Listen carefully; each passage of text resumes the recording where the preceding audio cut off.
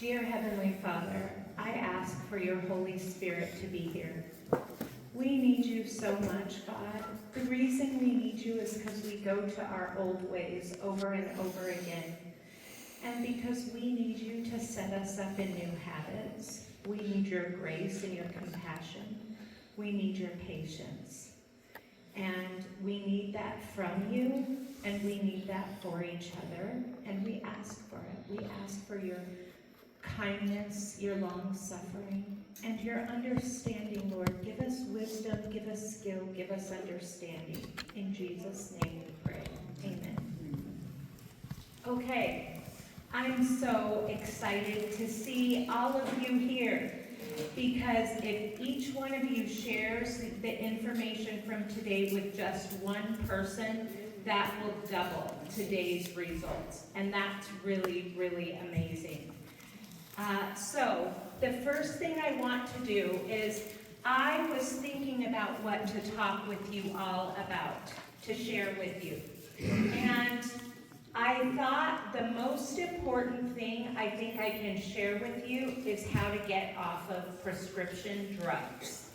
That seemed to be an important thing, and I'm going to weave some things in together with that at the same time, okay? But the first thing I guess I'll tell you about is a little bit of my experience. My qualifications are this. My number one most precious qualification comes from the school of doing. That's what it is. When you do it, that means you're qualified. So please don't accept this mindset that there has been that you need to have training or a doctor or a license to do what you're going to do. Your very first thing that you need to do is do. But in order to do, you also need some good sense, and you need to know how to read, because you're going to be informing yourself, and the Holy Spirit is going to be helping you too. Now, I've been in a lot of situations that I have been very terrified about in my life, and I just pray in advance and pray and cry in advance, and you might find yourself doing some of that. That's okay.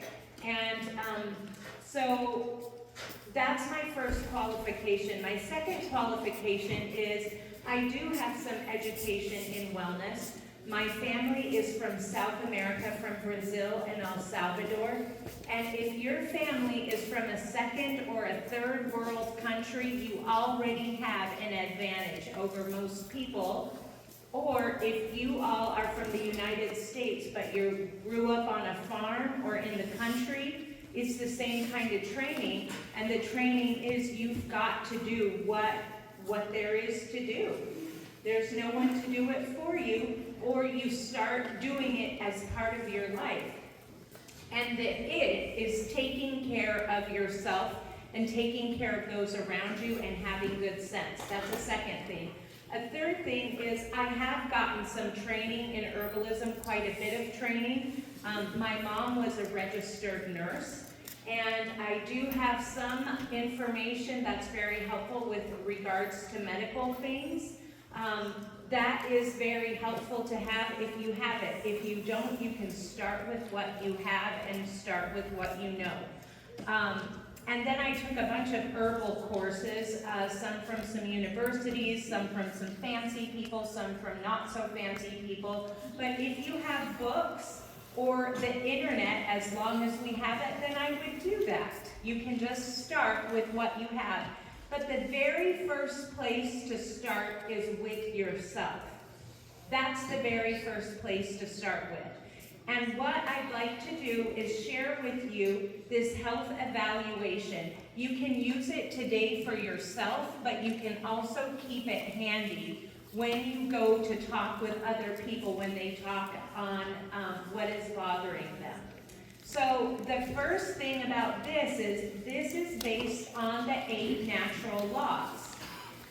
Who here does not know what the 8 natural laws are? Okay?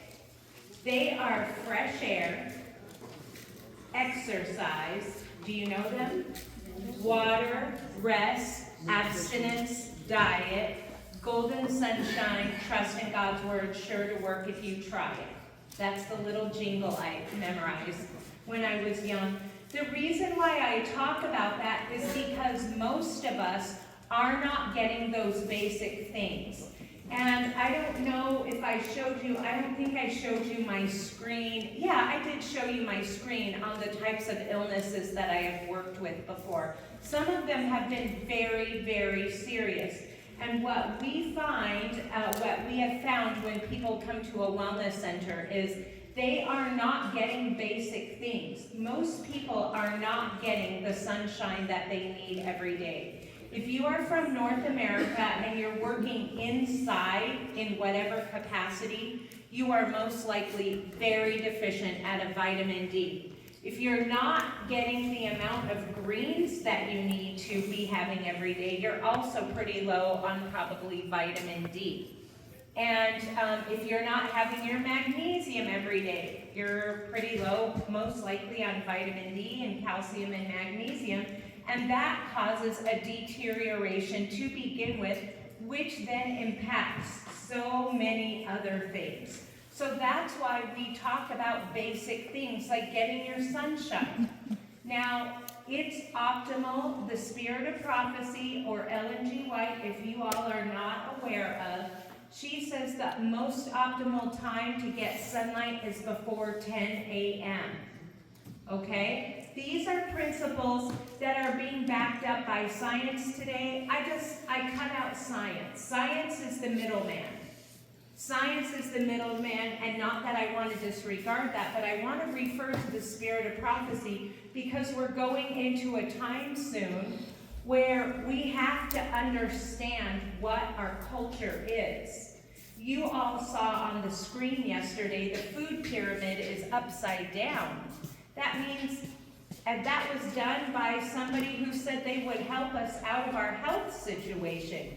If you were in this room during, or if you were in the United States during COVID, you were either on one side or the other side of a scientific debate.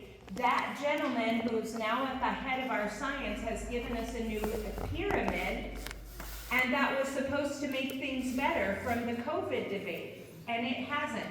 So I'm going to cut out the science right now. I'm going to go straight to the source, and that is the Spirit of Prophecy.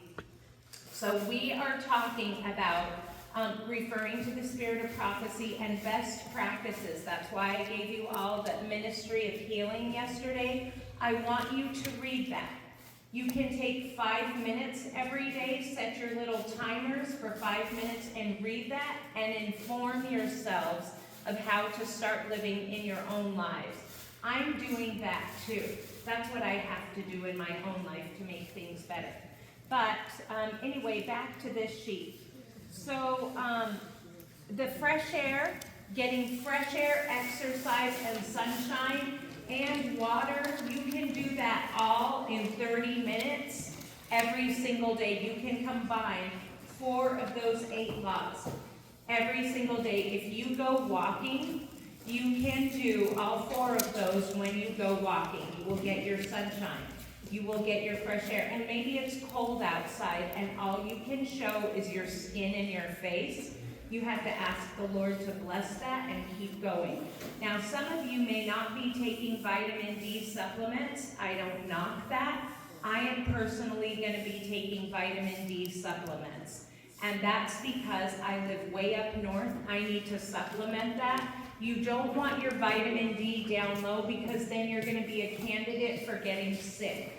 Now, there are arguments all over the place about how much is too much vitamin D, what is the toxicity. I'm going to tell you right now, if you really want to know, you should research that and get comfortable with that number for yourself.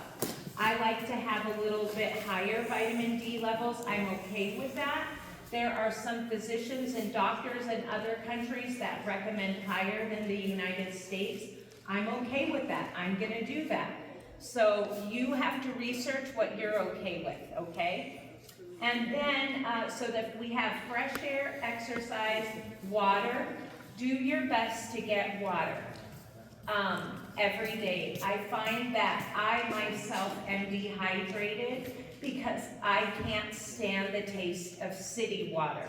I have found a lot of people don't like the taste of water, and then they won't drink it, or they start drinking soda or tea, sweet tea. I spent some time in the Midwest. Sweet tea is big out there. They're drinking tons of sugar. That's tipping you onto diabetes land, right there. Or people are drinking coffee, a lot of Mountain Dew energy drinks. That's really basic because that begins to leach out the nutrition, the calcium for your bones. It acidifies your body. How many of you knew that? Okay, that's pretty common knowledge. But even though people know that, they're still doing that because they don't like the taste of water. And so people would come to our wellness center and I would say, are you getting the amount of water that you need every day? And people would say, no, I'm not. So get yourself some type of a filter unit. If you like Brita water, if you have to double filter, I like a filter called Zero Water. Who has heard of that? Okay, Zero Water is pretty good. It's a little bit more expensive, and they have like a 2-gallon glass canister like this with a filter in it. I like that because it actually tastes good to me. So I get my water that way. Yes, sir? What about the Brita filter filtration you buy at Walmart?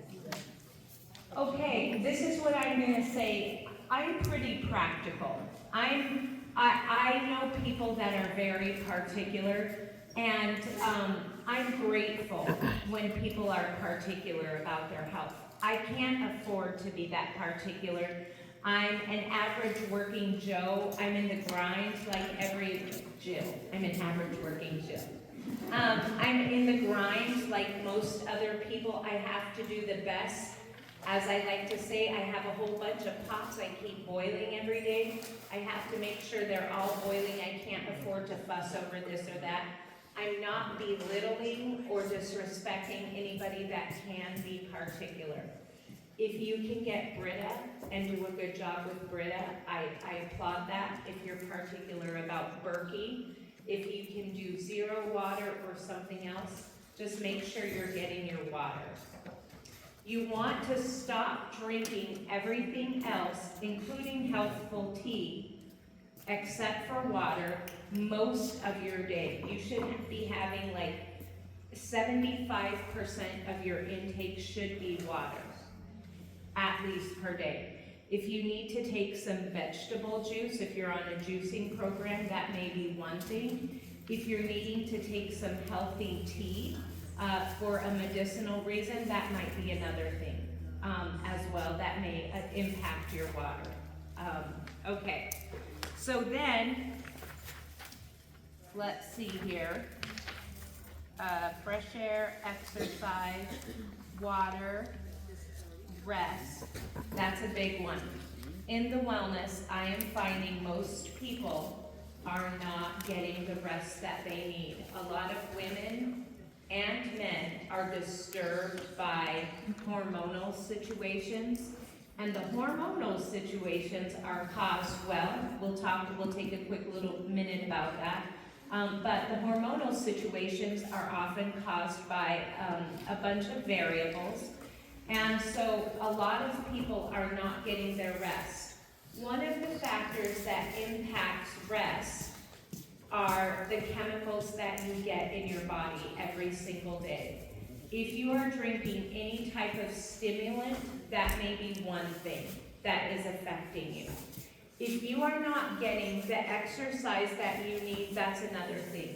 And let me share with you, I was saying to someone yesterday, if you're having joint problems or knee problems, any type of issue, and you're finding it difficult to exercise, you may want to go swimming and get that buoyancy to lift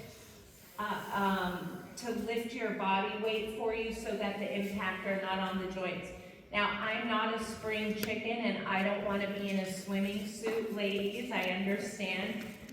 So I'll be doing another thing, but if you cannot walk, if you cannot bicycle, if you can't do any type of mobility at home, I would recommend that you start swimming every day. If you don't exercise, you're not moving, you're not circulating the trash out of your body. If you're not exercising, you're not having the circulation that your body needs in general. You're losing muscle and tone, and you're not affecting that sleep cycle. I think we had a quick talk yesterday that Pastor did. Where's Pastor? Oh, he was having a quick conversation about movement yesterday, that our culture a couple hundred years ago was very movement-based. Even like maybe 75 years ago, was very movement-based, and we're not getting the level that we need, especially if we're in the city. And that's another plug I want to take right now. If you're in the city, you would like to pray as quickly as possible to see where the Lord can move you out to the country for your lifestyle. Yes, political things are on the horizon. I'd like to encourage everybody to move to the country, because as COVID happened, you all remember COVID, it just sprung up on us like nothing, and the next day we're like, oh, I didn't know this is going to be my life for the next 3 years. You want to avoid that, and so I would pray about that. What if you don't have money for that?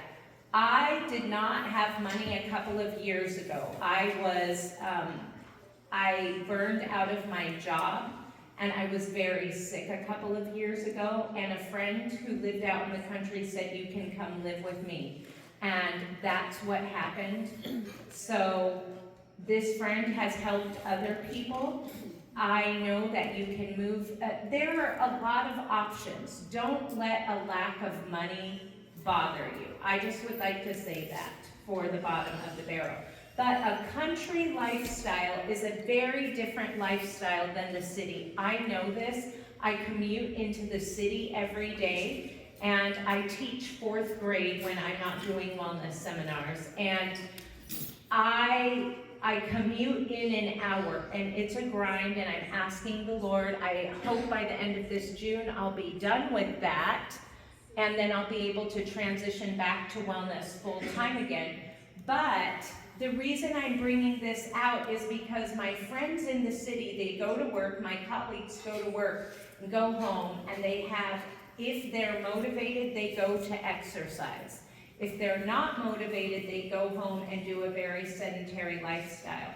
In the country, I live on 35 acres, and there's food to be grown. There's always something to do in the country. I go home and I think, oh, I don't even have energy for this, because there's always something to do. But just having that movement and that lifestyle has helped me to recuperate over the 2 years just being outside.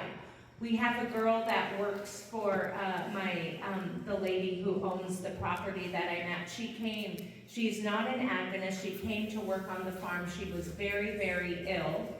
And just being outside in the sunshine and in the rain has improved the quality of her life significantly. I was so grateful that Pastor preached that sermon yesterday, because movement is so much, and it's hard for me to underrate what a big thing that is. And when people have come to the wellness center, they often come with a lot of prescription medication and unable to move to the extent that they would like. So I would say movement is everything. So, okay. Abstinence. Abstinence is a big one that I would like to talk with you right now before we get into this. Yes, ma'am. I think you talked about rest, being sleep. Okay. And then you got on. Okay, I got on to exercise. All right, let me get that. Thank you so much. I do that. So, I have an ADD brain. So, back to the rest. the exercise is big, the stimulating things are big, the eating is really, really big. We all know about intermittent fasting. We shouldn't need to know about that because it was our message first. We were the ones who knew about eating twice a day. Unless you have a really physical job, you should eat 3 times a day if you need a high caloric intake. But you should be eating 2 times a day as early as possible and having a nice gap before 5 p.m. if you can do it. Now, some of you are going to have some transition problems getting to this lifestyle. There's no judgment. There is not impossibility. It's taking it one step at a time with the Lord. That's how He works, and I'm so grateful for that. So you just take it one step at a time. The sooner, many people I have observed have very sluggish digestions. And the sooner you can stop eating and allow your body to rest and move around every time you eat, the sooner your body is able to empty out and relax and then allow you to produce the hormones you need to sleep every day. That's a very big issue as well. Did I see any hands? Did you have a question, sir? Okay. So we were talking about the stimulant, the exercise, the eating. And another thing I want to talk about is having your windows open. Now, it was cold last night, wasn't it? That was a bit too cold. If you can have your windows open, I recommend. There have been times in my life when I have slept with a wool hat on and had my body well protected and it's been chilly outside. If you can have a fresh breeze, that is very helpful. And I also recommend sleeping as far as you can with natural products. You don't want to sleep with synthetic products. I don't know why. I've tried to figure this out. Some people have, I've read online, perhaps it's to do with the electrical sparks that happens with the friction of the material on your body. If you're using a lot of polyester or this kind of thing, you want to stop polyester sheets. It's better. It is better for your body to be sleeping and using natural fibers. And we see that principle in the Old Testament. So in as much as you can, you want to use cotton. You want to use silk or wool or down for your sleeping. During the day, sometimes I get it, you're not in that, but in as far as night, that's the reason. Yes. Linen, anything 100% natural that you can get your hands on to sleep with is the best thing to do. Okay, I think that's, let's talk really quickly about taking sleeping aids, SSRIs, or any type of sleeping thing. So an SSRI, I think that's a serotonin reuptake inhibitor. Okay, all right. That is, I don't want to call it an antidepressant. It is that, but it is also for, for a number of factors, sleeping, this type of thing. So if you are taking that type of pharmaceutical and you want to get off of that, it's hard to get off of that. You want to be very careful and very judicious when you take that. And transitioning to a natural product. Are there natural things that work? Yes. My answer is always yes, but it's the whole package. People are often depressed because people are often in a health situation because they haven't been doing a whole system.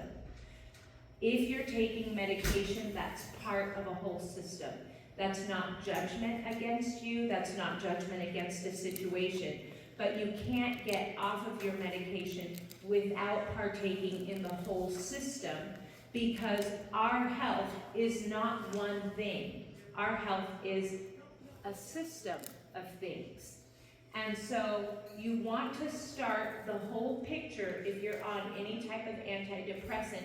And when you are, if you're on an antidepressant or some type of sleeping aid, You can take natural items, but they will interact, there will be an interaction, and it can amplify the effect. The same with heart medicine, the same with liver medications. So if you are on a medication and you think I can just go natural, you have to be very, very careful, okay? So let's see, I think we talked at rest, bless you. Abstinence. I am going to talk about abstinence. Now there is an idea that if you do certain things in moderation, it's okay.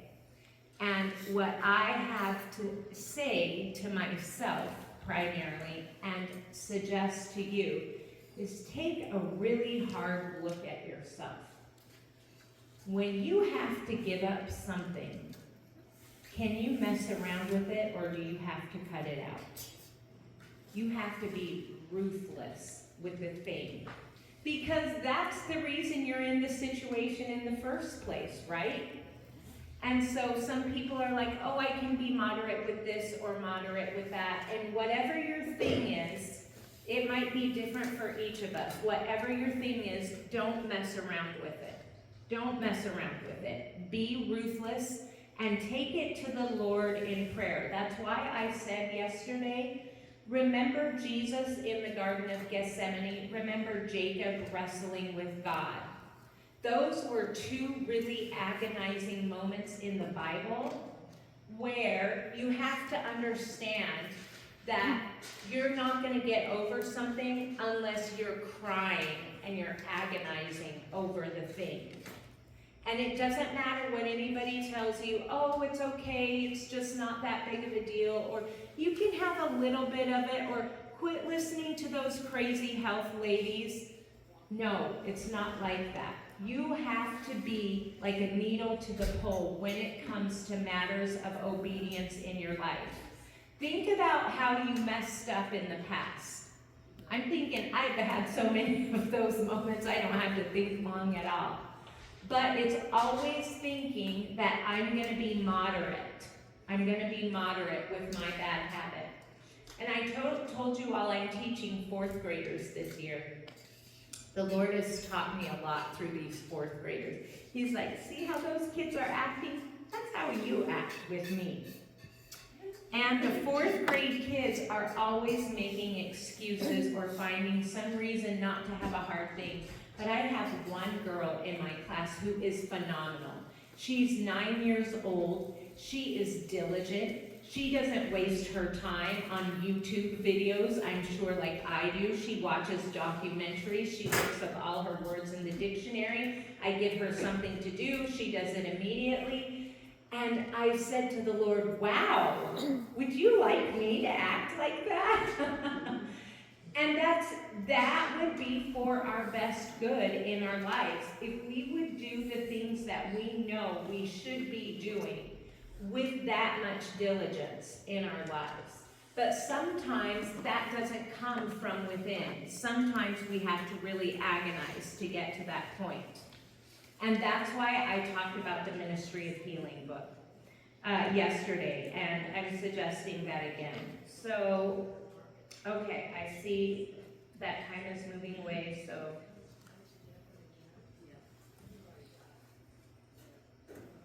Okay, I think I've hit everything that I want to hit before I get into this, and I have one last thing to say, which is eating a meat and a dairy diet to fix that type of diet takes a lot of strong chemistry. You cannot handle that with natural medicines because meat is often, it's for an animal that is a lot bigger than a human. And so you're taking very concentrated chemicals and compounds and you're taking that, uptaking that in the human system.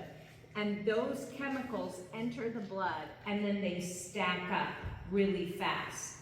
And so in order to deal with that, you need a compound, something super duper concentrated to deal with that. And then it offsets in a different area.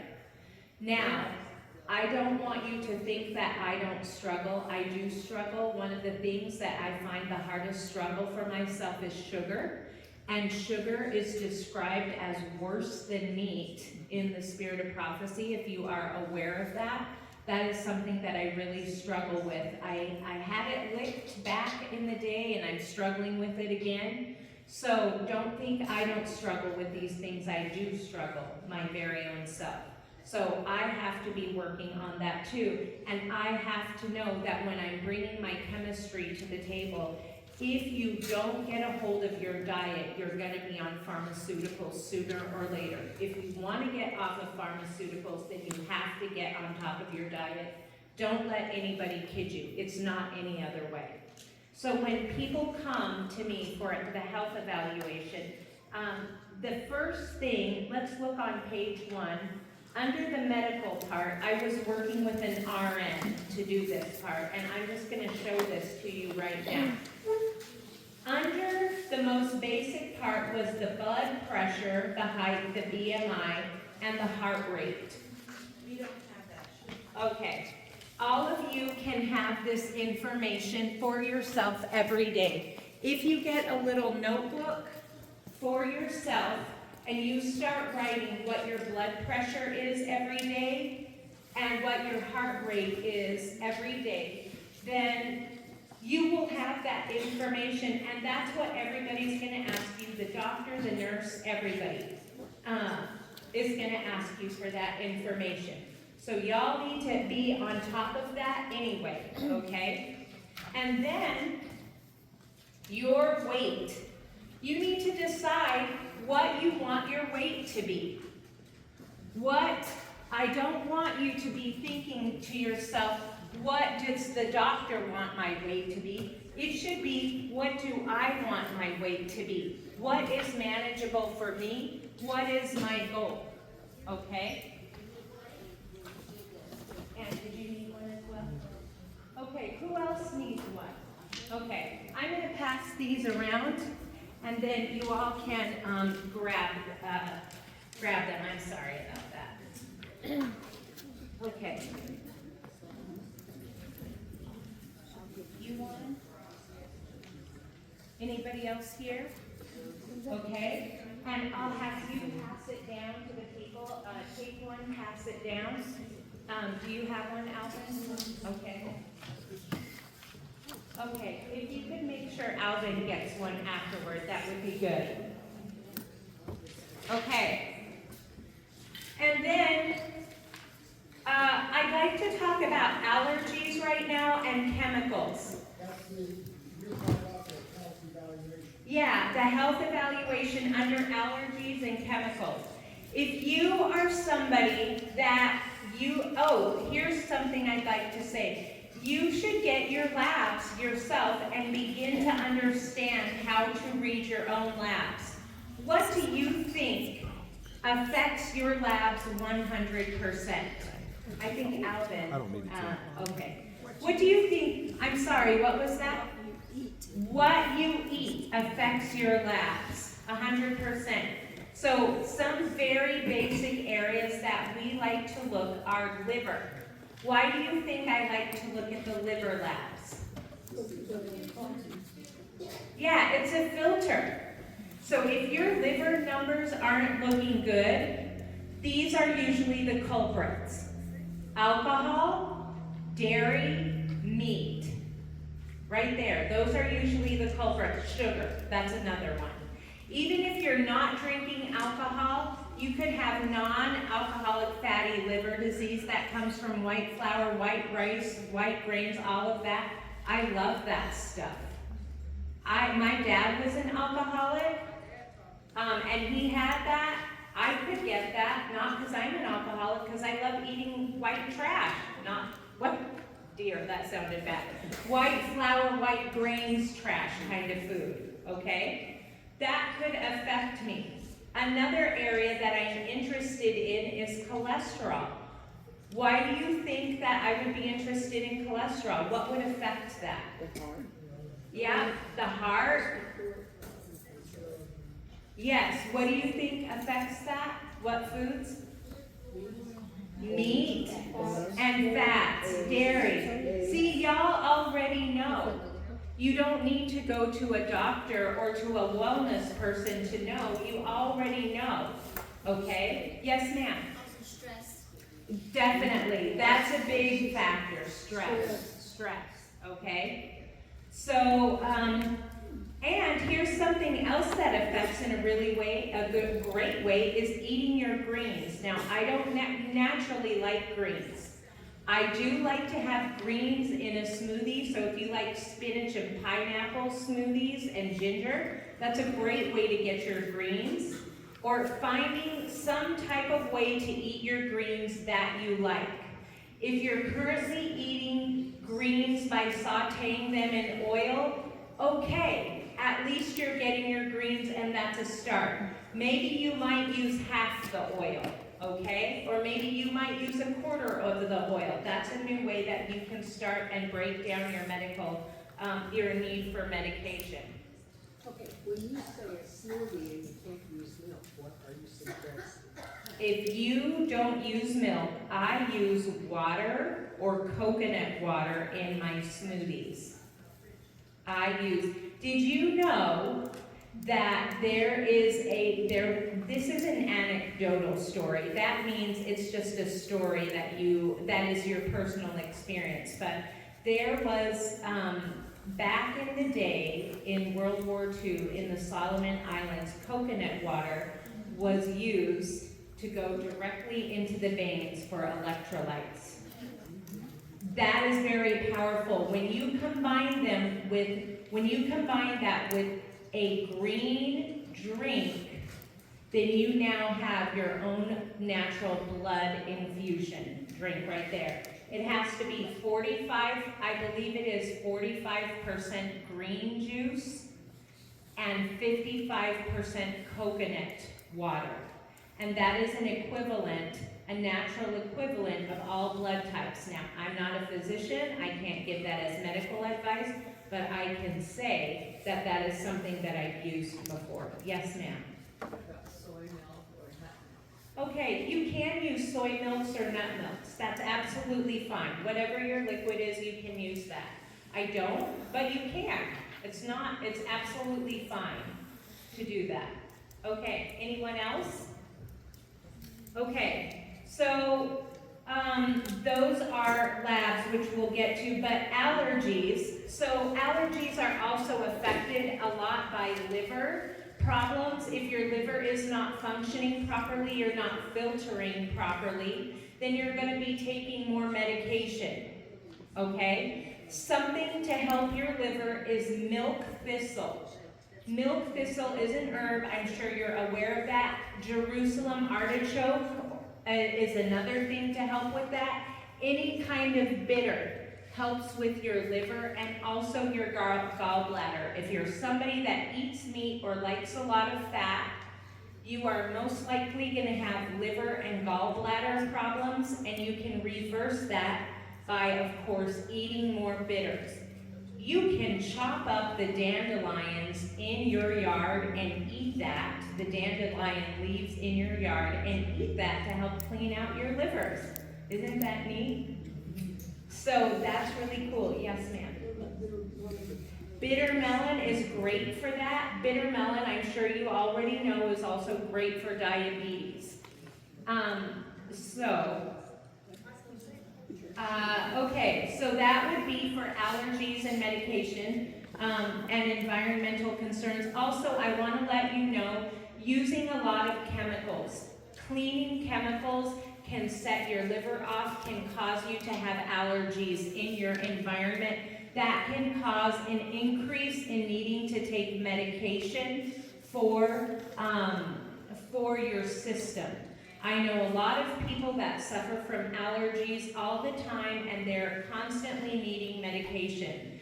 And if you start swapping out the cleaning products that I largely use are vinegar and an essential oil. You can just use plain old vinegar if you want and no essential oil, because I know some people can't stand that. But if you use, I read on the Canadian Health website that if you spray vinegar on a surface, 5% vinegar, on a surface, it will kill Ebola in 10 minutes. That's the strength of, and I use white vinegar. So vinegar is very effective. You can just put it in a spray bottle and use it. Now here's another thing I found out too. I love Dawn dish soap so much. It's my love in the kitchen because it cuts the grease, right? When I quit using the amount of grease that I was needing in my life is when I was able to cut the Dawn dish soap. I know it sounds so obvious, but it shocked me. It shocked me to realize how much Dawn dish soap I'm needing. And Dawn dish soap is really, really bad for you. It's bad. It's a bad chemical for you. Yep. So you want to switch. Pardon? You're not eating it, but you're using it, you're smelling it, it's leaving a residue on your, yeah, you can't rinse all these chemicals you think you're rinsing off. They're not rinsing off to the level that you want them to be rinsed off.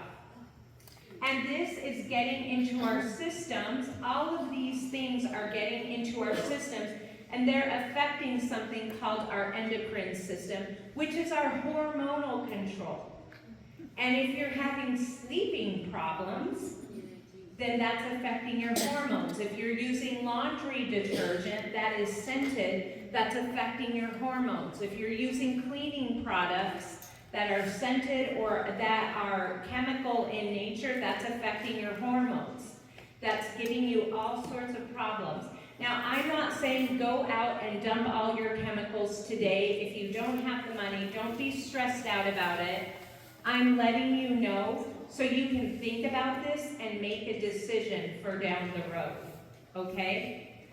Some of you who are older may be thinking, what does this little whippersnapper think she's talking about?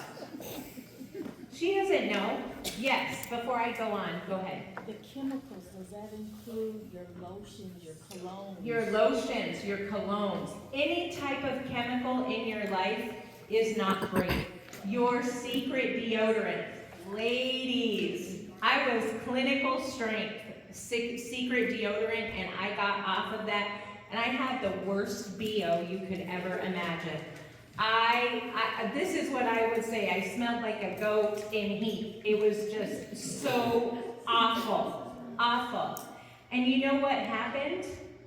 Over time, my body started processing out these chemicals, and it's too bad I didn't bring it with me. I have found one deodorant. If you have horrible, horrible BO, there is one deodorant that works, and I have it. And come see me afterwards. We'll talk about it. I'm going to start selling it. I didn't bring it with me today, but it is powerful. I've tried every other natural deodorant on the market, and they just don't work. Yes, ma'am? I have, and I've tried them, and they don't work for me. They don't work for me. And some of that can be because you're toxic. If you're having and struggling with BO, some of it can be that you're toxic. And my roommate, who eats her greens religiously, says, when you eat your greens, then you lower your BO incident. And that's because the chlorophyll goes into your gut, and it feeds your gut, and it cleans you out. So that's another reason why we need to eat our greens. But the reason why I know about the chemicals is because of this obscure book called Silent Springs. This lady in the 50s did her doctoral research on animals, and she found out that all the alligator eggs and the eagle eggs she would trump out in nature, and she would observe the ecosystems of these animals. And she found out that the eggshells were cracking, and the animals were having male or female body parts or switching sexes because we were flushing our chemicals down the streams, and it affected the endocrine systems of these animals. I'm sure you all have heard about this. This isn't news to you, but that's why I'm saying us using chemicals in our environment is another factor that is affecting us and contributing to us needing this medicated lifestyle that we're all taking part in. Yes, ma'am. Tell me. Did everyone hear that? If you have trouble with BO, eat alfalfa tablets, and it will be taken care of. Thank you so much. Okay, I appreciate that. Okay, so we just talked a little bit about the allergies and the hormones. Food tolerances. Another issue that affects people a lot is you don't have proper gut digestion, gastric juices. So I'm going to give you a recipe right now for that. You can have 2 tablespoons of lemon juice,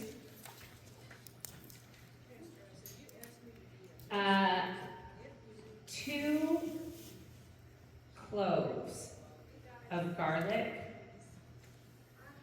Blend that in the blender with 4 ounces of water and drink that with every meal. And I know that's counterintuitive. You all are remembering we're not supposed to be drinking 4 ounces of water. So 2 tablespoons of lemon juice, 2 little cloves of garlic, and 4 ounces of water in the blender. You can make a whole bunch of that up and just drink some at each meal.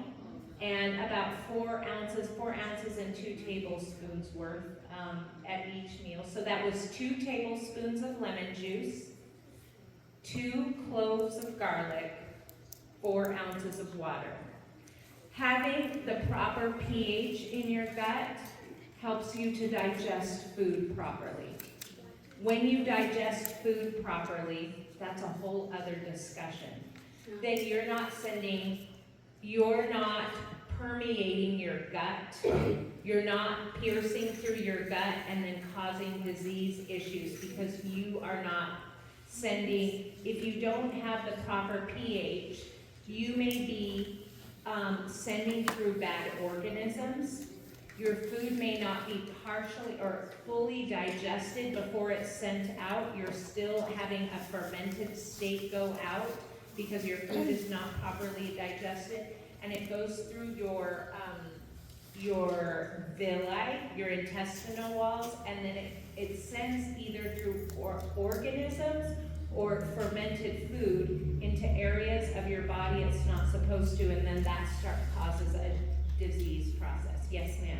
What was that helpful for? That is for your pH in your gut.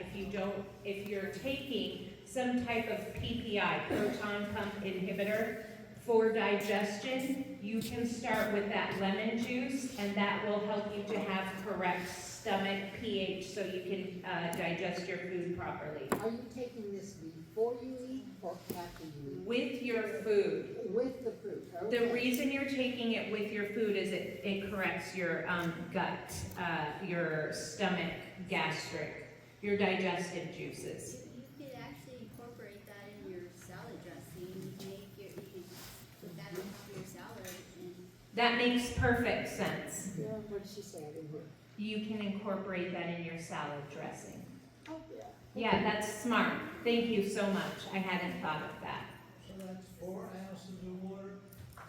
We come to understand that we shouldn't drink too much water when we eat. Yes, that's correct. This is for people who are suffering, who need to take some type of antacid or, they're having stomach issues, digestion I issues. thought this was. Okay, just in for general. everybody. This is for people who are struggling with digestive issues and not having low enough pH and are not digesting food, or you're taking too long to digest food. Okay? Does that include, low acid, Yes. stomach acid? Yes. Another thing that's very important for the pharmaceuticals, this medication is needing to take, drinking enough water before you eat. I imagine you all know that there is, in your saliva, there's a certain chemical compound in your water. or that includes your water. You have 98% of water, and then you have some other things in your saliva. If that is not the correct formula and you start eating, you're going to be messing up your stomach all the way down. Okay? So make sure you drink with enough water in time. Did that make sense to you or no? How much is enough? A quart of water, maybe like half an hour or an hour before you eat. Make sure you have that amount. That makes sense or no? Warm water first thing in the morning is a half hour. If it's cold water, it's an hour. Okay. All right. I'm not going to really, okay, we'll just stop there on this subject. So another thing that I talk about, let's go to page 2. Page 2, let's look at the supplements. This section, I usually have people ask, what are the best supplements? The best supplements are eating your food. Remember, 85% of your food affects your health more than anything else. And the last 15%. What should your plate look like? Ideally, our plate should be 50 to 75% raw at each meal. That would be ideal for us. Then you should have the last 25% cooked portion, 25 to 30. I'm not going to object to anybody. This is our ideal that we're talking about. You may not be there today, that's okay. So that last bit would be cooked, and ideally you'll have either a seed and a legume or a grain and a legume. Why am I not going to insist? Because some people don't do well with grains. They may do better with seeds. What's a seed? A quinoa or kaniwa or buckwheat. Those are seeds. You might make your food out of those types of seeds. Or you might have rice and beans. That counts as a complete protein. I'm sure you're all aware of that. So your food, what you're eating, will determine how you're going to get off of your prescription medications. So you want 50 to 75% raw. Your last bit should be a grain and a legume of some sort. It might be tofu. If you eat tofu, I want to encourage you to eat non-GMO tofu. I think that would be better, but I don't know. The tofu, that's a whole other can of worms for a lot of people. I'm not going to get into that right now. So you'll do that, and it's best to also have some type of, what do you call that brown grindy stuff? Flaxseed or chia seed? Yeah. Now, I take flax seeds and I put it in milk and put some yogurt in it. Perfect. Drink it. Yeah. During the day. Yeah, yes, it would be better. It would be better if you ate it all at once. You Okay. eat everything 2 times per day at your meal time, and then that's it. Okay? You don't want to be drinking something throughout the day because then you're digesting. Then you're dragging on your digestive issues. You're watering down your digestive. It's going on. It's not getting time to rest. That type of thing, okay? Okay, so back to the supplements.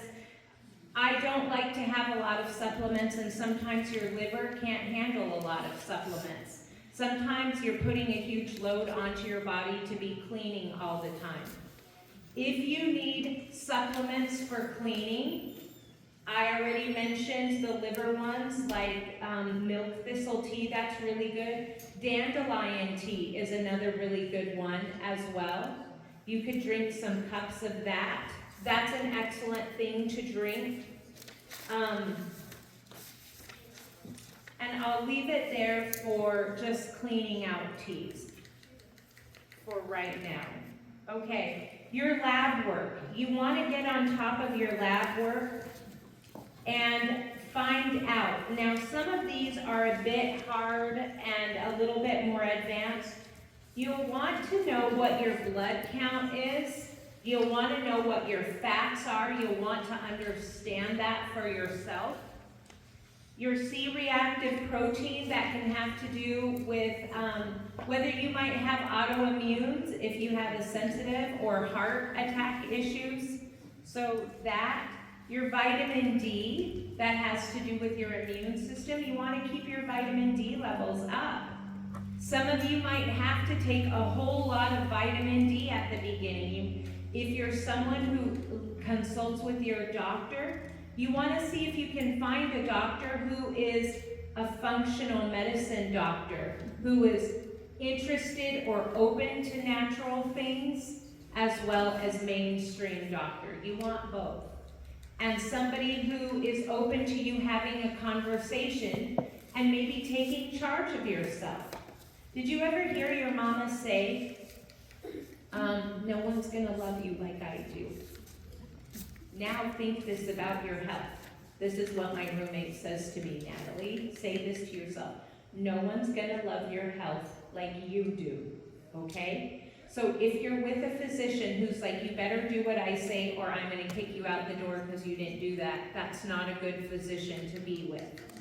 You be your own advocate is what you want. Start finding out from Spirit of Prophecy, from Councils on Health and Foods, from Ministry of Healing. When you read that, then you understand God and myself are interested in me aging and living well. That is what is the fact, okay? Then your thyroid. You want to know what's happening with your thyroid. And I would like to say for thyroid, I think everyone should know this. You probably know this, but take your selenium every day. That's good for your thyroid. Selenium. S-E-L-E-N-I-U-M.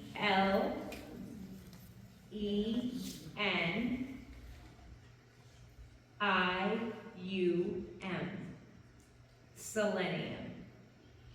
You can get that via Brazil nuts. Probably everyone knows that. Brazil nuts are really good. You can get that if you are taking something like iodine for your thyroid. You really want to be using selenium as well. Those are things that you should be pairing together. But I suggest that you read up and study on the iodine. Don't just take that. I don't have time to go over that right now, but you can pair the iodine with the selenium, and that is very nutritional for your thyroid, okay? What about medication for thyroid? Okay. Is that advisable? Well, if you're on medication for thyroid or for anything else, the first thing you want to do is adjust with your food. That's always the first thing you want to do. That's 85% of the battle in and of itself. If you're having thyroid problems like I do, I love wheat so much, you guys. I really love it. And it's so bad for thyroid issues and gut, quite frankly. And wheat in America. Maybe wheat in other places. I have understood that people in other places do not struggle with wheat the way that we do in America. But I have had a lot of foreign people come over and say, I cannot eat your bread. It pains my stomach. And so those of us who are in America who are eating wheat, we don't notice because we're acclimated to it. So anyway, I would say wheat is a big thing to get out. And Melody uses something like pacha bread. That's really great. P-A-C-H-A. That's 100% buckwheat, and it tastes pretty good. So P-A-C-H-A. But back to the medication, taking a medication. I cannot take the time right now to talk about how to get off of thyroid medicine and medication, and it depends on a number of factors. But what I would say is start reading and listening to everything that you can on thyroid online, and then start talking. If you've had your thyroid out, that may not be an option for you as well. You may have to take whatever thyroid medication that you have. But it can be tricky to get off of thyroid medication, and people should be very careful about doing that because it can mess around with your hormones like nothing else can. So I would have my physician friend with me before I made any of those recommendations. But I can say getting educated about it is a very good first step. Thyroid is very tricky to calibrate even for physicians because you have the T3 and T4, and the interaction in there can be the difference between low thyroid and high thyroid, and you can vary up and down if you have an autoimmune. You can flip autoimmune diseases if you're not careful with your thyroid. So just getting informed is a very good first step. Getting chemicals out is a very good step. Learning what foods affect is a very good step. I went on my friend's autoimmune diet and I had the best thyroid numbers I've had before. So if you have autoimmune problems, there is, I don't know how many of you have heard of Med Missionary, but if you haven't heard of Med Missionary, they have a very good autoimmune program. It is very, very effective, their autoimmune program. So, okay. COVID. If you had or suffered from COVID, or if you had the vaccine, that can affect your health in a very serious way. And I believe Melody brought Spike Out tea that can help you to detoxify if you are feeling effects from either long COVID or if you're feeling COVID vaccine effects.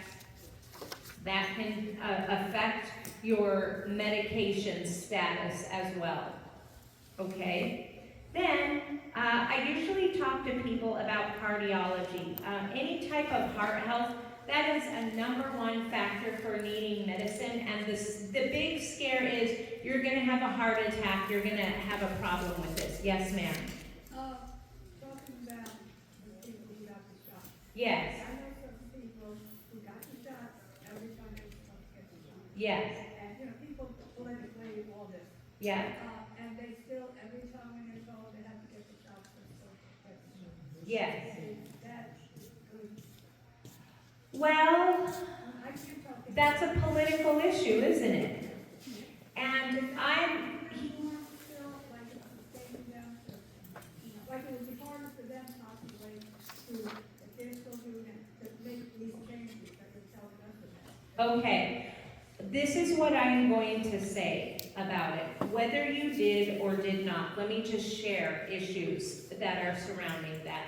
Some people have not been negatively impacted that have taken vaccines. They're not suffering with any type of side issue at all. There are those people. My best friend is someone who is in mainstream medicine, and she believes she is someone that got every single shot herself. And I can, you know, when she and I talk, I know she's just as concerned about her health as I am concerned. And what I can say is if you are someone who has a sensitive health, I would really think twice about adding on each time. And the reason for that is because you're introducing a new organism every time into your existing body chemistry. You may not do well with that, and once you have it, it's going to be very hard to adjust. The reason I say that is because I've worked with those kind of people and they really struggle with that. Whether you want to do that or not, you know, I eat potato chips sometimes and I shouldn't be doing that. I'm eating sugar sometimes, I shouldn't be doing that. I don't have judgment about what kind of health decisions people should make, but I am saying, above everything that you can do for yourself, you can inform yourself about your own health. That's the #1 thing I would say to advocate for yourself, is inform yourself about your own health.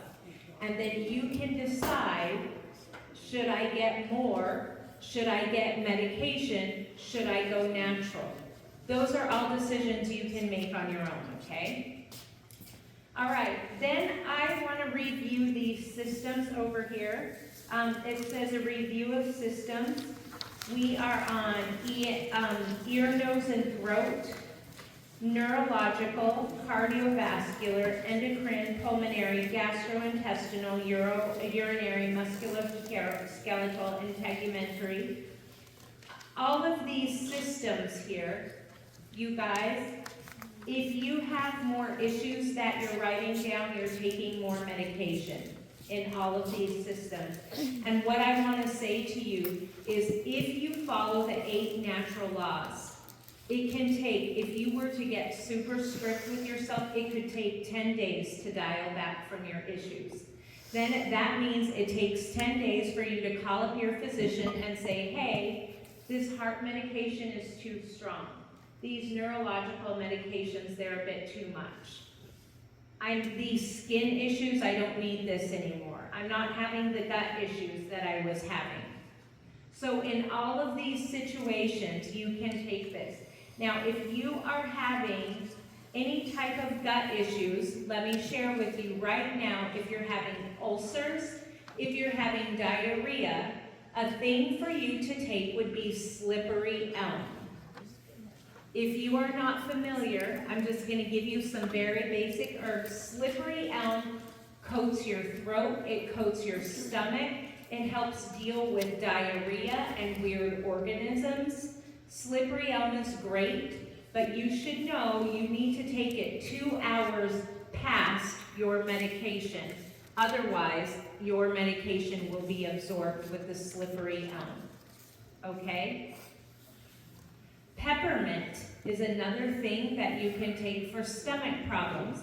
Peppermint tea, ginger tea, all of those things are very soothing for your stomach.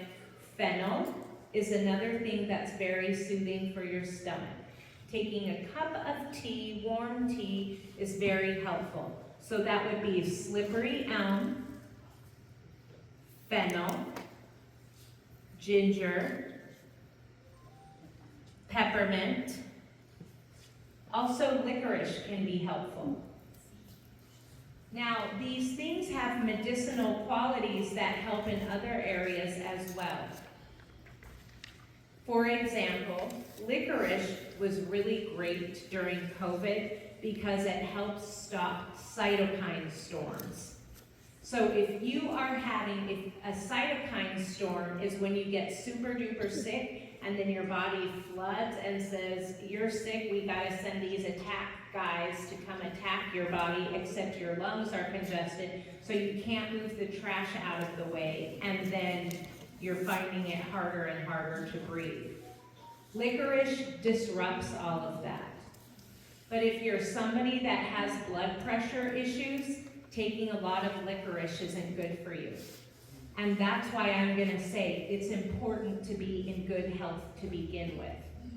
You don't want to be in bad health because when illness comes, then you don't have anywhere to move.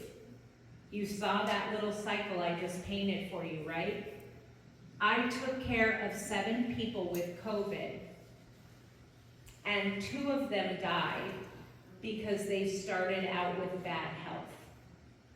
People were coughing in my face, and I praise the Lord that I did not, to my knowledge, I was able to nip COVID in the bud every single time. But taking that licorice tea, I would have, when I talk about taking tea on a medicinal level, I'm talking about making half a cup of tea, a quarter of a cup of tea. The actual tea, I want an actual half a cup of this to about 1 cup of water. We're talking strong. I want this strong, and that helps. Okay? So this is shepherd's purse, which this doesn't matter. I just brought these out to show you guys the different forms of tea. I have here powdered, I have shaved, cut, and sifted, and then I have bark. Okay? These are my different types of tea. Tea can come in different forms. There's flower. And there's different ways to work with all of these, which I'll talk about. I see I've got about, 25 minutes left. So I'm going to move along a little bit, but I do want to get to the tea soon. Pulmonary, that's another big one that people often need tea for. I made some elderberry tea today, which I'm going to pass around after for everyone to drink if you want to. Everybody should have elderberry at home. Elderberry, there are medical studies, everyone knows in the medical community now that elderberry cuts your time with flu down by 50%. If you get on top of drinking elderberry tea with lungs or other issues, you can make it yourself, then your sickness time will be cut down and the severity will be cut down as well. Okay? So that's really good. Everybody's probably heard of mullein. That's really good too for lung stuff. You should have mullein at home. You should be building your own medicine cabinet at home right now. Rendell is sick, you guys, today, and you know what I had? I had a little vial of peppermint oil. I boiled him up some water, put a couple shakes in that in. He did a steam thing over his head. And I just praise the Lord that he's doing better. He's done that 2 times, I think maybe 3 times. He's doing significantly better. Build your own medicine cabinet. So, that pulmonary stuff is, mullein is really good for that. Elderberry is good for that. Licorice is really good for that. Some licorice tea. Garlic and onion is good for that. We had, what did we call it? Oh, that bomb we made? Yeah, we made some Yeah, guacamole. I think we call it guacamole explosion. Yeah, we chopped, Melody chopped up 2 heads of garlic. We put in a tablespoon of cayenne in and made the guacamole that way today. Boy, that was just super We put powerful. onions and raw lemon. Yeah, raw lemon. So that's really good. That's really great stuff. For cardiovascular, if you have arrhythmias, motherwort is really good for arrhythmias, for your heart medicine. Motherwort. You can make that as a tea. I do have a little blend over here that I'll maybe have for sale afterward if you want that. But you'll have a little motherwort, hawthorn berry, and what's the third one? Hibiscus. I blend those together.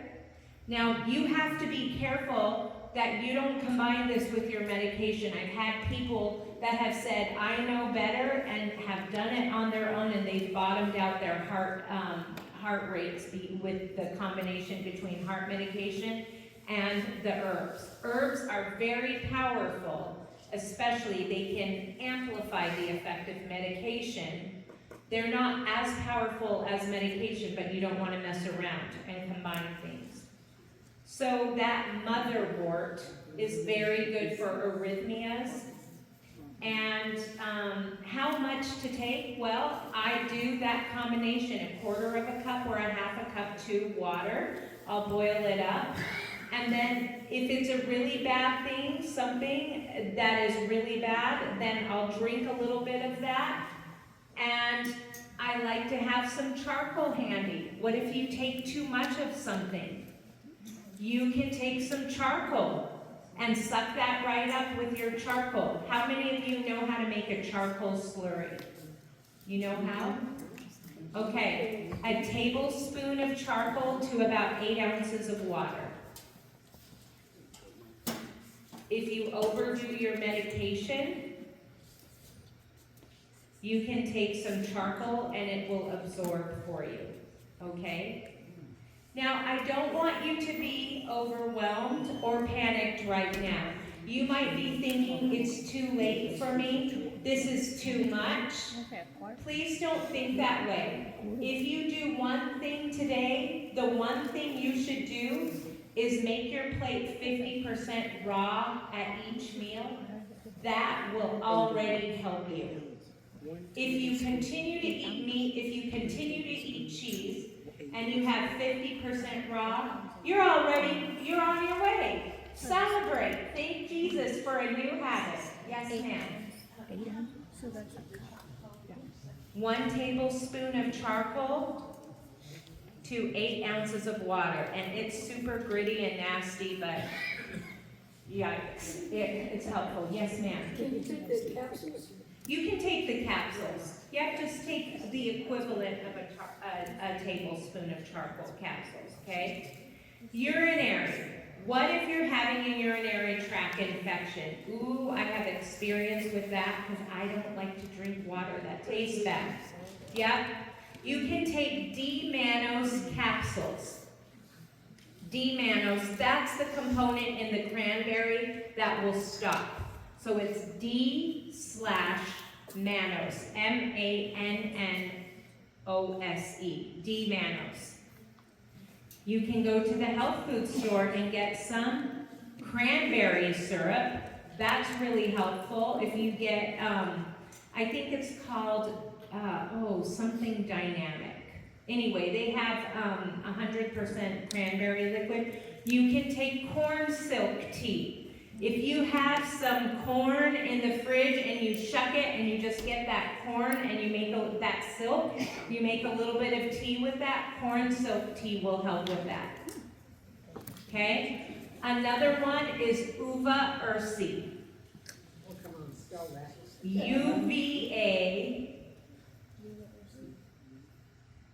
UVAURSI. That will help. Yes, ma'am.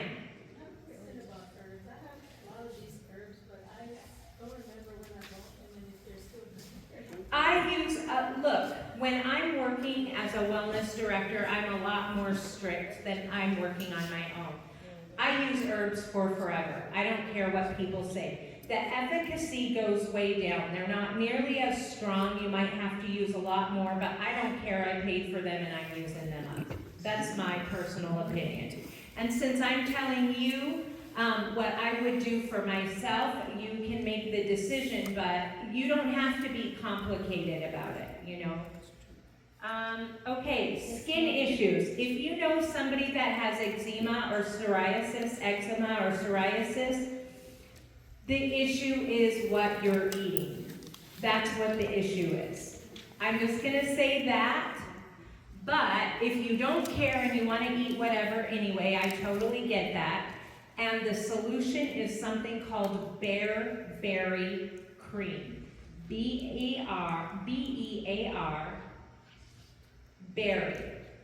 And there is a skin cream that is made by Derma E with bearberry. It's Derma E, and their bearberry skin cream is very good for skin issues. Musculoskeletal issues. I have worked with people with all sorts of nervous issues and symptoms, and I have to say, by far, my 2 favorite things are magnesium and cayenne for musculoskeletal issues.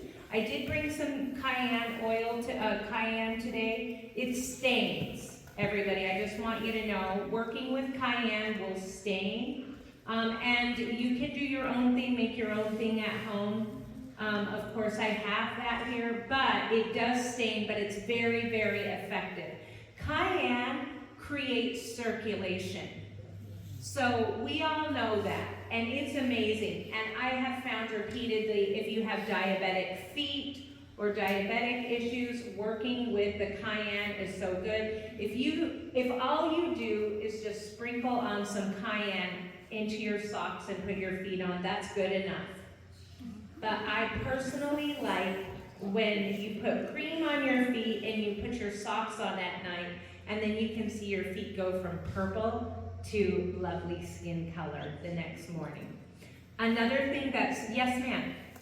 Does that help for neuropathy as well? Neuropathy. Another thing that's really great is magnesium cream. I did not bring that today, but if you go to the store, you can get magnesium cream or magnesium spray. and use that first and then the cayenne, and that will help with neuropathy or diabetic issues. Yes, So you ma'am? put the magnesium cream on your feet? Yes, Okay, and then the cayenne. yes. Yeah, it's very, very effective. Okay, and let me see, endocrine. Well, I have a lot of endocrine issues. If you're having your hair fall out or you're going gray,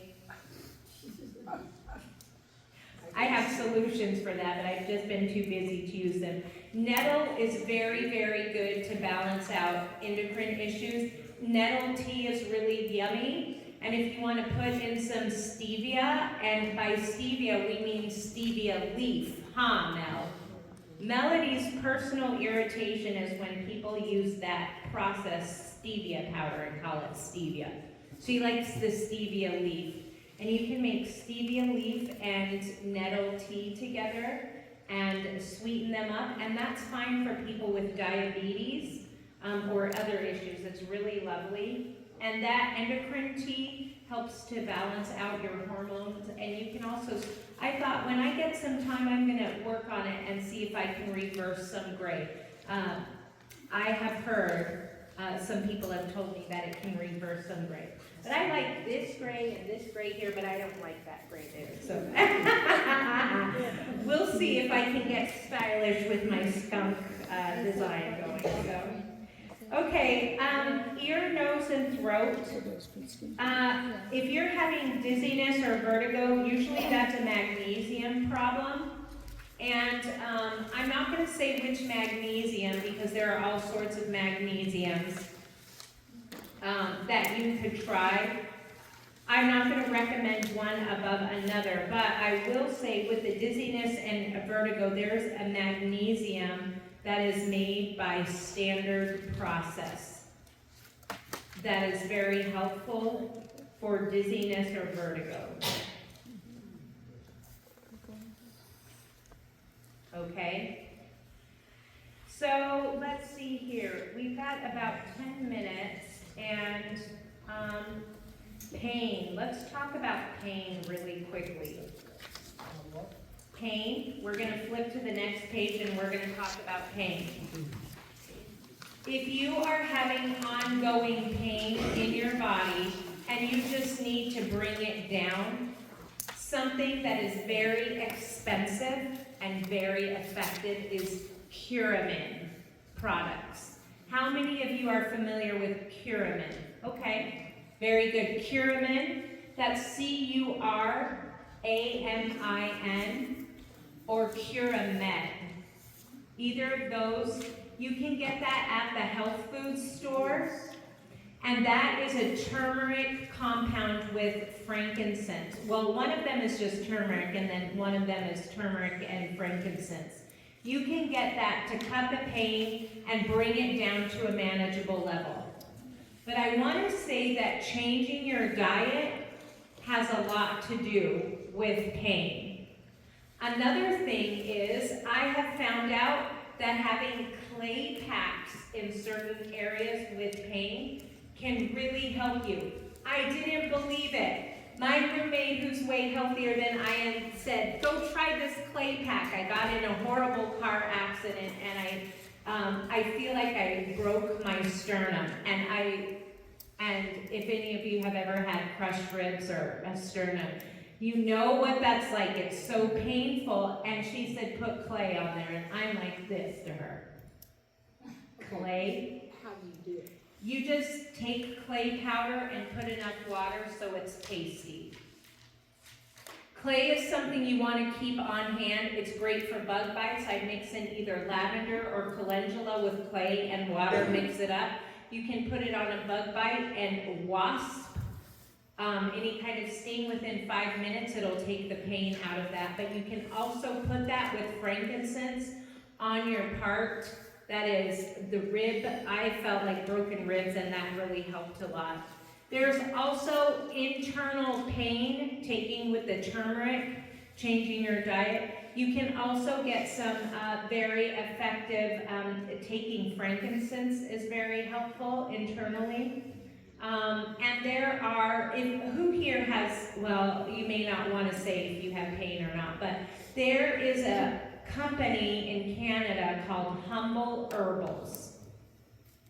They have a good pain formula. It's called Humble Herbals. And their pain formula is very lovely. You can take that internally. And that has, I believe, the wild lettuce, the prickly lettuce, the Jamaican dogwood, white willow, and some other things. Yes. You have to be careful with current because of your own blood thinners. Thank you. Problems. Yes, if you are, thank you for mentioning that. If you are having blood problems. By the way, if you're on medication for heart things, what you can do if you need a blood thinner, of course, is eat a lot of greens. That'll help, number one. You can also take turmeric, cayenne, garlic, and something called nattokinase. And that will eat up your artery trash, and that will help you to not have to be on, to make the switch, or if you're worried, I'm making the switch from medication to, but I have a condition, or I might need extra maintenance, you can take that. Yes, Could you ma'am? say that again, please, that again? Yes, so the nattokinase.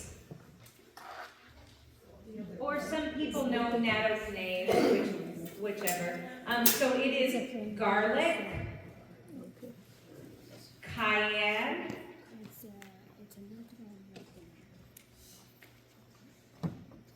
turmeric, nattokinase. N-A-T-T-O-K-I-N-A-S-E. N-A-T-T-O-K-I-N-A-S-E. To eat up your fat, your artery trash. All that oil and cheese and meat you've been dumping in there, fat. And me too. I'm not gonna say it was just y'all, it was me. Okay. Sleep apnea. I'm just gonna say this. If you are overweight, you're probably struggling with sleep apnea to some degree. It will help to bring your weight down. But some people bring their weight down, and what it has to do is with your mouth opening in your mouth. Have you guys heard of the Mallampati score? Okay, the Mallampati score, I found out this from my friend when I took her autoimmune course. Some of us have narrow mouth openings, some of us have really big mouths and big mouth openings. When you lie down, it can obstruct. So don't assume it's just because you're overweight. You might just have bad anatomy, and you can score from 4 to 1. And you might want to look online. If you're overweight and you need to get the machine, please. And you want to do it sooner rather than later, because you want to have all of your issues taken care of before we head into the future, in as much as you can, okay? Okay, let's see, last thing. Let me see here. Well, you can see on the back, let's turn to habits and lifestyle. The next page, I think. You can see that list. These are all, you guys, these are all issues that can affect your health or your need for medication. We put on there glutes, oats, soy, and corn. Those can cause allergies to some people. You might need to be on medications because of that. And taking too many fruit juices, it sounds natural, but it can, if you're taking too much fruit or green juices and not drinking enough water, that can have an effect. Okay, any questions really quickly? Yes, sir. So then, it's not treatable. It's not treatable. Is that what you're saying? It's treatable. If you have a small mouth airway opening, you're going to need what's called, probably to see an airway dentist. Yeah, they can work with you and help with some solutions that I don't know about. I just know enough to tell you, who to see for help. If you're of a certain age, I know you can have expanders to expand your root palate area. There can be some things that are done. I believe it's before you're 65, your root palate can still be expanded and worked with.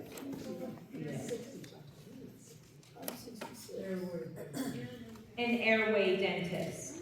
There's a Seventh-day Adventist one in San Francisco. You can call her and consult with her over the phone. Her name is Hyun Bang, and I'm going to spell that for you. It's Hyun, Hyun. So Hyun, and then Bang. Yeah. You would have a telephone number. I don't have her telephone number, but she's in San Francisco, I believe. You can look her up. And let's see if there's anything else I want to say right now. I don't think so. I'm going to get some elderberry tea, and I'm just going to share it with you. I think if I had to leave you with something, I would say start to build your own medicine cabinet. Start with some basics.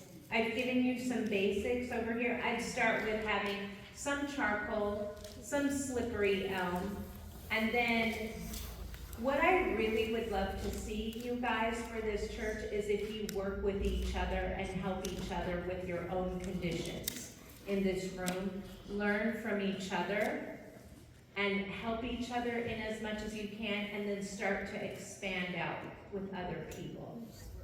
And it's so loving to have a community to do that with someone. And it's a safe place, and then you can experiment on yourselves and on each other. And then once you get a little bit more knowledge, you can branch out. Yes. You didn't talk about golden seal, like you have peppermint, elderberry, and all that. Okay, how about I talk about berberines? Berberine is a component in golden seal. And the reason I don't usually talk about golden seal is I think it's about $200 a pound now. It's so expensive now. And if you cannot afford golden seal is a bitter powder that is one of nature's antibiotics. And you can use it, but it works best if you interact with it and it gets to an area, like you're having gut issues, you can swallow it, or if you have a wound, you can put it on the wound. That's how it works the best. But if you don't have or can't afford $200 a pound, you can use Oregon grape root. That also has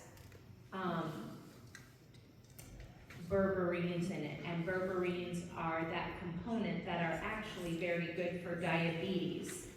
If you take Oregon grape root, or if you just pick up something at the store that says berberines, I have had people take berberines, like 500 milligrams or 200 milligrams or 2,000 milligrams in the place of metformin, and they have reported to me that it's been highly effective with lifestyle changes. Yes, ma'am. I just wanted to say that I used to have you guys sinuses. Oh, here. Yes, the golden seal really helped my sinuses. I consulted the Back to Eden book, and I put it in my nose. It burned a lot, but I think it helped so much, and I kind of got rid of it. Also about the holistic doctor, the dentist. Yeah. They do like Yes. Yes.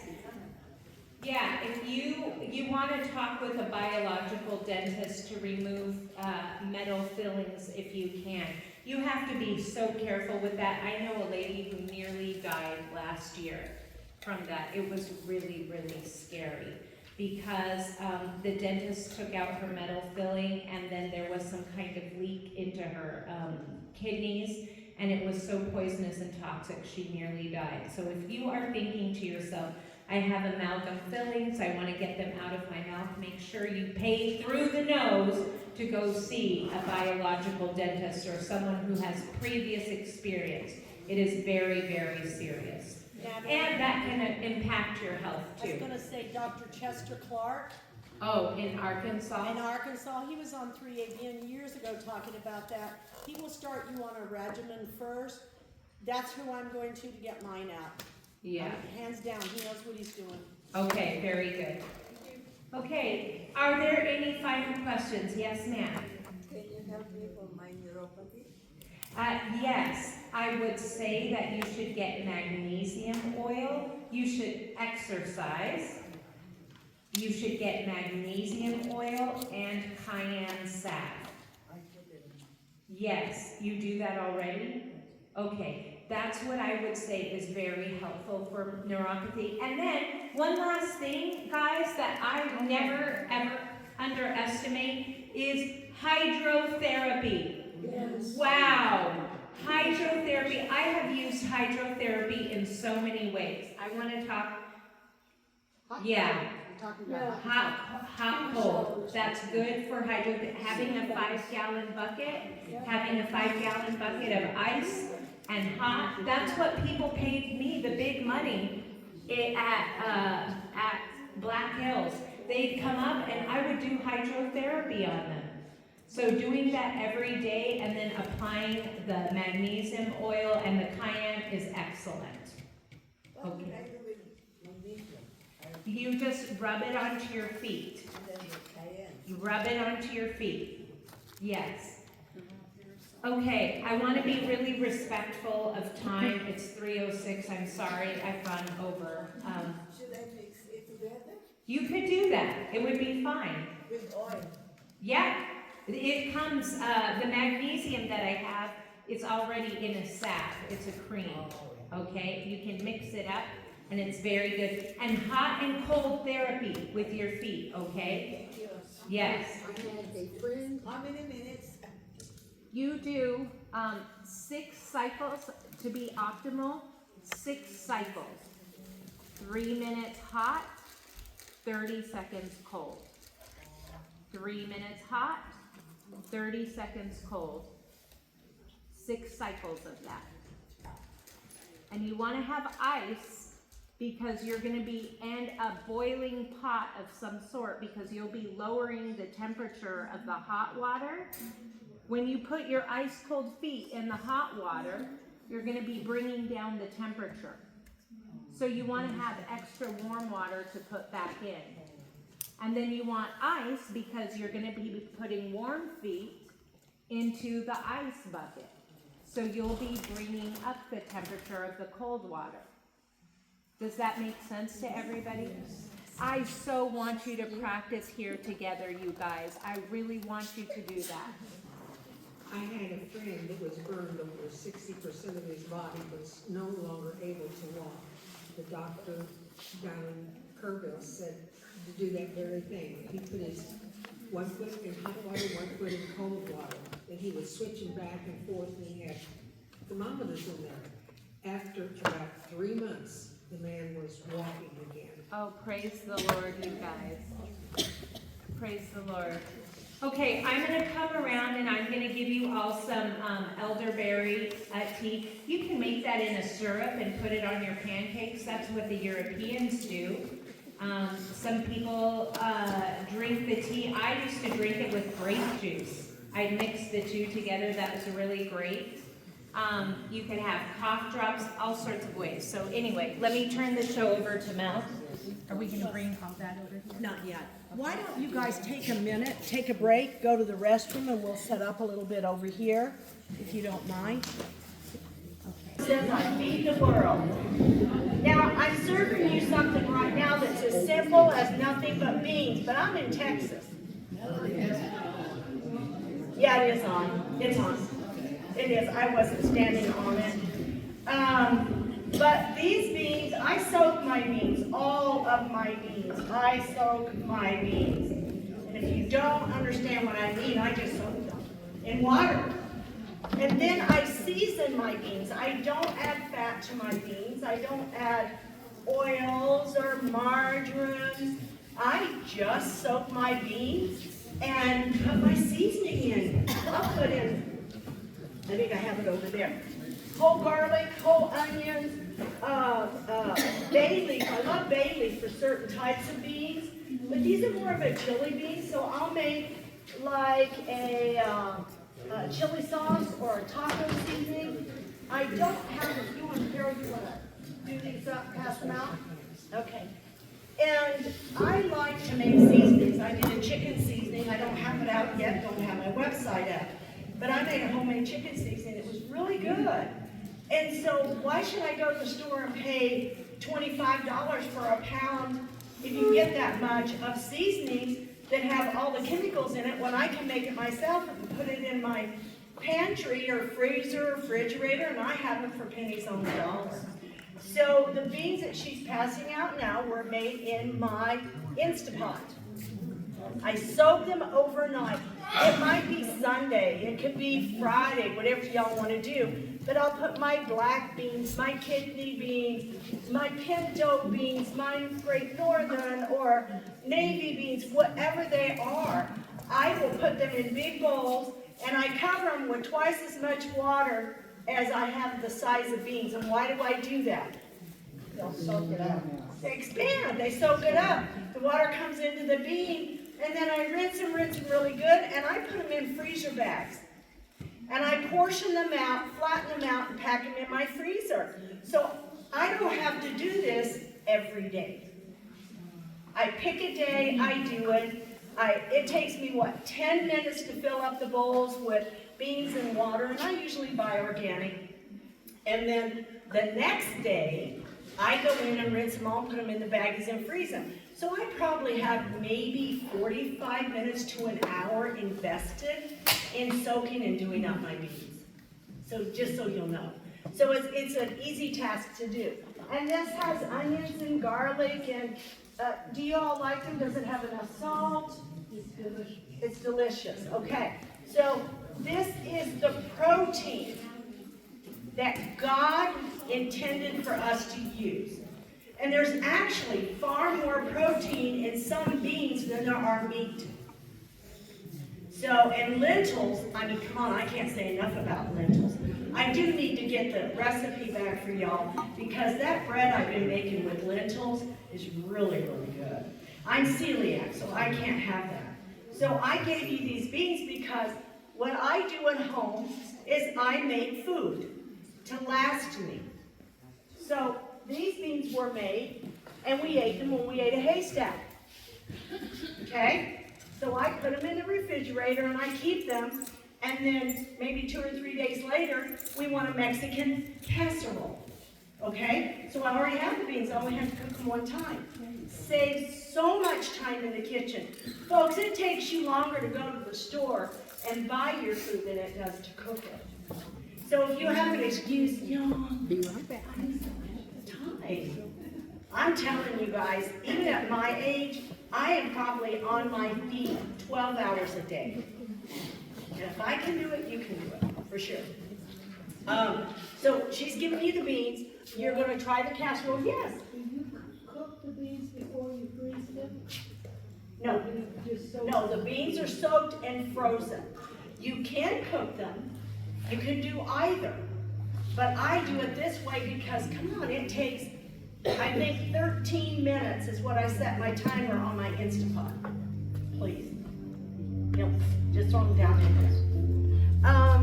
You are going to have, I gave you the hot stuff first, and I'm going to cleanse your palate here in just a minute.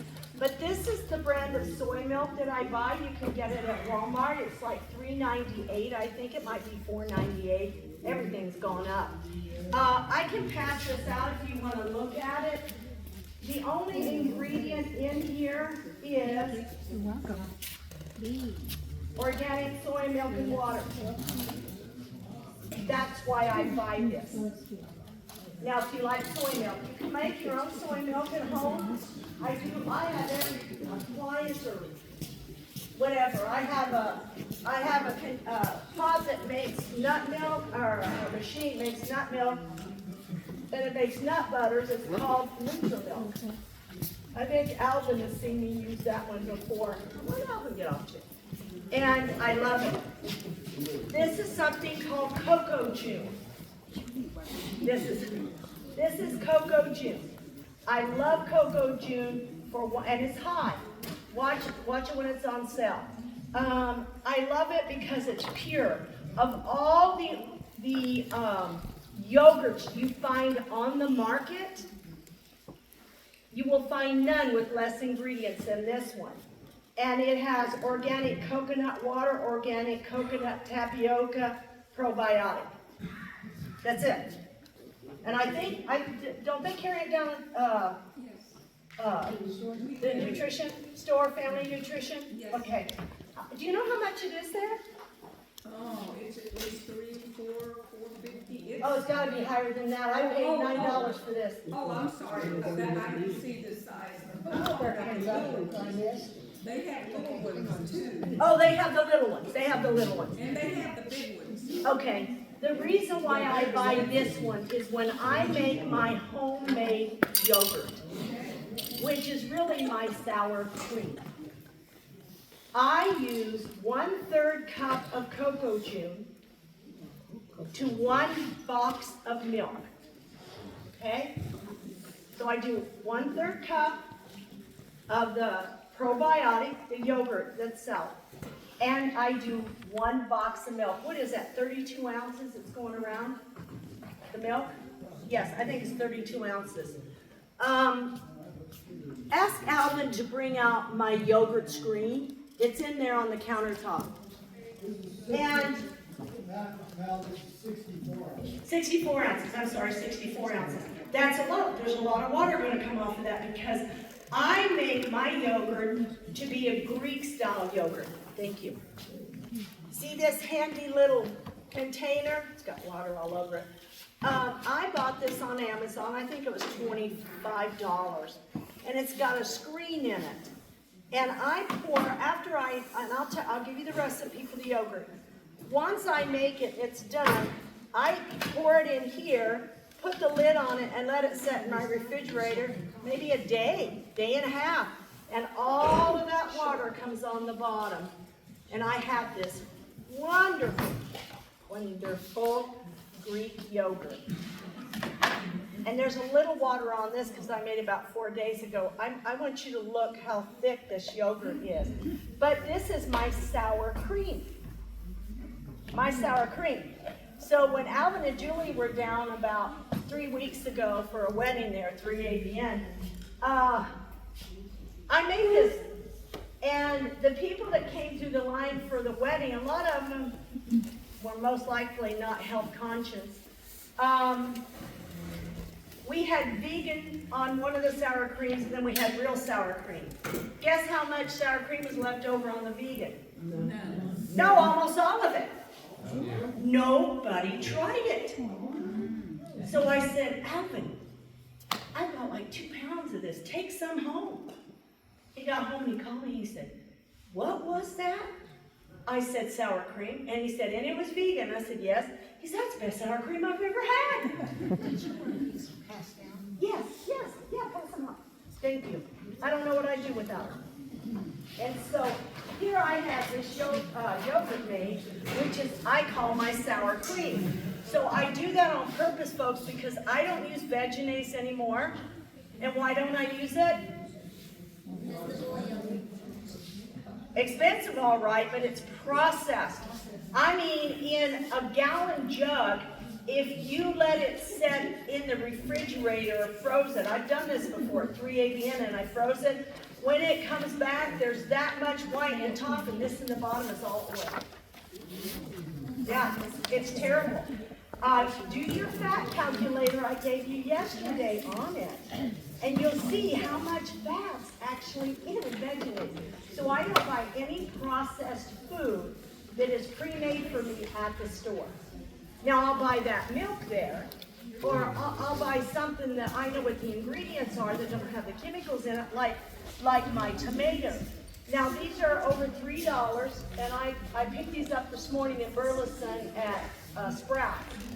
But the ingredients on the back of these, hang on, I was looking for, sodium is 5 milligrams. Is that good? Yeah. 5 milligrams. And the ingredients in here are whole peel tomatoes, tomato juice. Doesn't have the citric acid. It doesn't have all those ingredients with it as well. I use the whole tomatoes with the POM, P-O-M. I might have a box in there to show you. But I use that for a purpose, because I've got to cut time somewhere, correct? So I can make my own cooked tomatoes, right? But why? There are some things, if it's good enough to eat, and it falls under my guidelines of whole food plant-based, I will buy the things that takes my time away, where I can cook more food for my family. So, yes? I didn't quite get that. Did you put it in a yogurt maker after you mix the? I'm going to tell you. Do you have the recipes? Yes. I put it in my Instapot. I have 2 Instapots. They work. Those are my workhorses. And I put it on yogurt. So I pour the 64 ounce of milk in there. I put a 1/3 cup of the yogurt. I take a whisk and whisk it really, really, really good. I put the lid on it, hit yogurt, and put 11 hours. 11 hours. I walk away. I don't touch it till it goes beep, beep, beep. And then that wasn't me. Oh, I should use that. I try to put it on first thing in the morning or before I go to bed at night. So it has that time that I don't have to worry about in the middle of the night at 4 o'clock to get up and take it out. I put it in a bowl with a lid and put it in my refrigerator immediately, walk away from it. That night, next evening, or next morning, I think you've got instructions there, and it says sour cream. And the next morning, then I put it in this. And it's done. Amazon. And it's called Euro Cuisine. Euro, E-U-R-O, Cuisine. And I got it on Amazon, which you guys can get in, what, like 2 seconds here? For real. And I forget what I paid. I don't know. It could be $25, $28. Alvin just bought this. He'd probably tell you. And he had it delivered right to his house. And I walk away from it. And when it's done, I put it out in a bowl, like this container, and I have it. Today I'm going to use it to make this corn salad, because I can use it for multiple purposes. I like my food to work for me. I don't want to work for my food, okay? So it's really important to me. I know. Melody? Yeah. $40. Oh, Alvin said it was $40 he paid for his, so yes, it has gone up. Probably because I keep telling people to buy it, so they're selling a lot of it.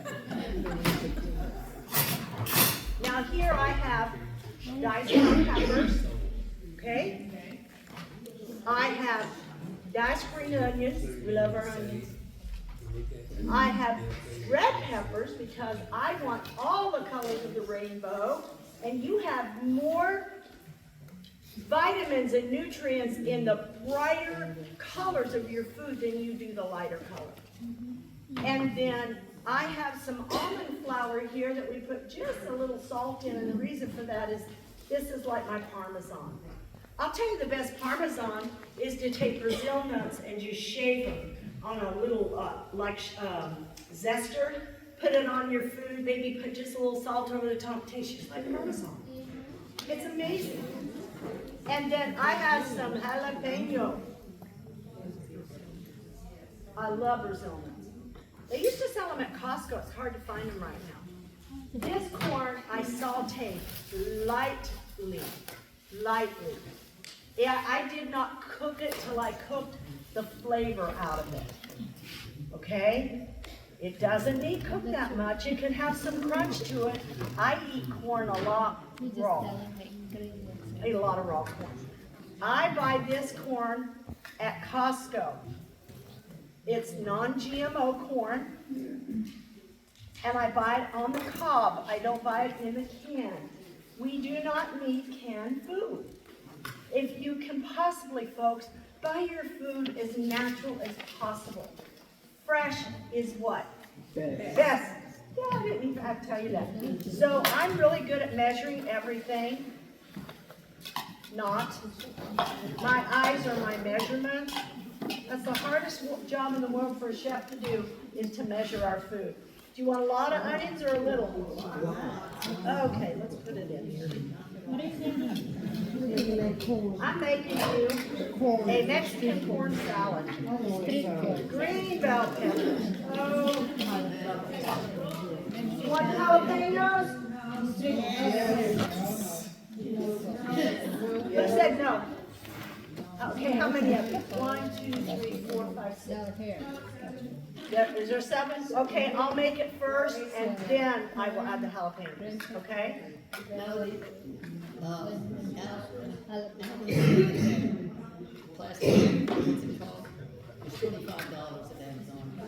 Oh, it's 25?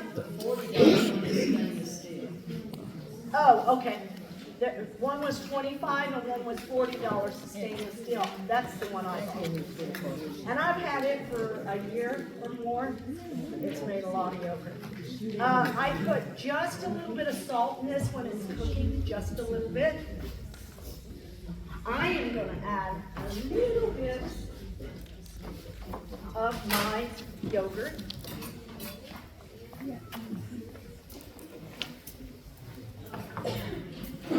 Just to kind of cover it. Yeah. Oh, I got in trouble. I do move around. I can't stand still. You know that. Don't ask me. Is it on? Yes. Can you hear me? Yes. Okay, I can move around now, guys. Thanks. Sorry. Okay. Alvin, have you've used your yogurt maker now, haven't you? Yeah, I just brought you 2 containers I made in this week. Yes. I'm going to try to get this all mixed in here good.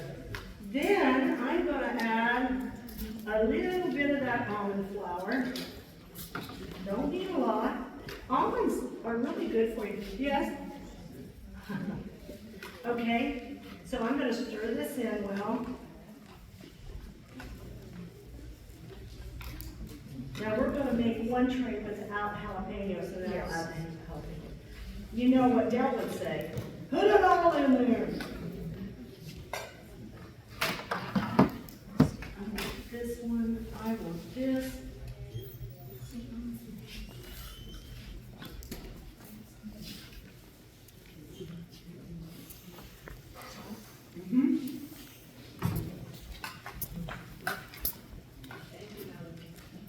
What's that? Oh, you're welcome. And if you want to start some on a tray, you can do that. And then, and if it needs more salt, I tend to go a little less on the salt than most people do. I don't have a problem with salt. I just feel like sometimes people just over salt their food and they don't really get to taste the food itself. I do use a Himalayan, like I said, or a real salt, some kind of a good salt that has a lot of minerals in it. So, I can help her here. Any questions on that? Yes? Margaret O'Neill suggested Baja Gold, the salt that has a lot of extra minerals in it. Yes. What do you think about it? I think everybody, depending on where they live, has a favorite. Barbara O'Neill stayed at our house. I had her come out to the Black Hills to do a seminar for us. That is quite an enchanting woman.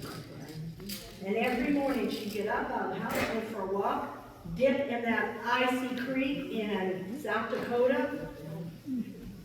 I thought she was crazy for a little bit there, but you know, nice lady. But, yes, everybody has their favorite. Anything's better than table salt, folks. How many do you have on that tray?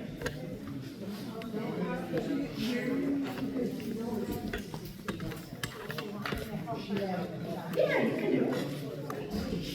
Go ahead and stir those jalapenos in there. See if it has enough salt. You think I have a total of 12. All right. She has the no jalapenos in hers.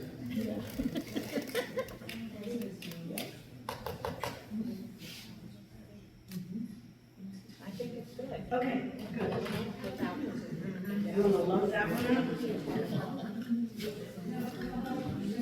So, I used my yogurt instead of vegetate. If I want this sweeter for a sandwich, like mayonnaise kind of taste, I'll add maybe a little honey in it, some Dijon mustard or mustard powder, and some salt to it, because there's no salt in this. None. When they pass this around, I'm going to have them do your breakfast. I gave you your dinner before your breakfast. How many of you in here eat breakfast? How many of you eat breakfast before 10? Before 9? Before 8? By 7? Got a couple. Ellen White ate her breakfast at 7, and she ate her dinner at 1 and didn't eat another meal after. And she lost weight doing that, and she struggled with her weight as well. And she said the weight she lost never came back, the flesh. And she said she lost 25 pounds of flesh and it never came back. And it really is better to go to bed on an empty stomach than it is to go to bed with food in your stomach.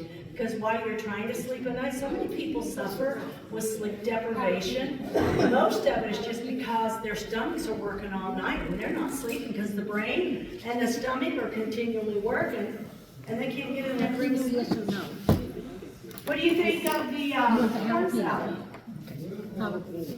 Jalapeno? Yes. I don't have the jalapeno yet. Don't have the jalapeno. Oh, okay. Yeah. There's not that much. I didn't put it heavy. When I talk to people about a whole plant-based diet, they're like, oh man, you don't have to eat like rabbit. No. If you want to, you can. But I probably still eat everything that a vegetarian eats, except for dairy, but I make my own substitutes that everybody else eats. Did you go, oh, have you all got all of your, who's missing corn? Okay, hold your hands up, Natalie's coming around. Yeah, you want one of those, Tom? Okay, just hold your hand up, she'll come around to you. Camera guys, I want mine.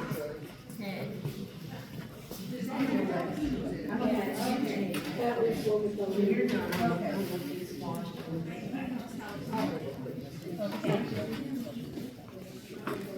Yours is clean, except your clean right there. Any questions on that? You know, this really works good in a casserole too. What would you do for a casserole here? Huh? What would you do for a casserole? Come on. Come on, you Texas people. Or enchilada sauce and some cheese sauce, rice. There's so many things you can do with that. Really, you can. You can put this, you know what this would be really good in it? Think like a Texan. What do Texans love as much as their beans? You know, I'm talking about a dish. I forgot about that. Chili. It's great in chili. Great in chili is the base. But what about cornbread?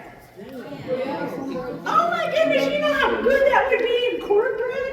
I'm going to do that. I'll put a recipe out for that. Seriously, that would be so good in cornbread. Of course, corn. So try to think beyond the dish. What can I do with it? If you cook a lot of corn and you have this already in your fridge and you just want corn with your meatloaf, some of you ate my meatloaf yesterday, people are wanting the recipe. I will get that recipe done. I just threw all that together.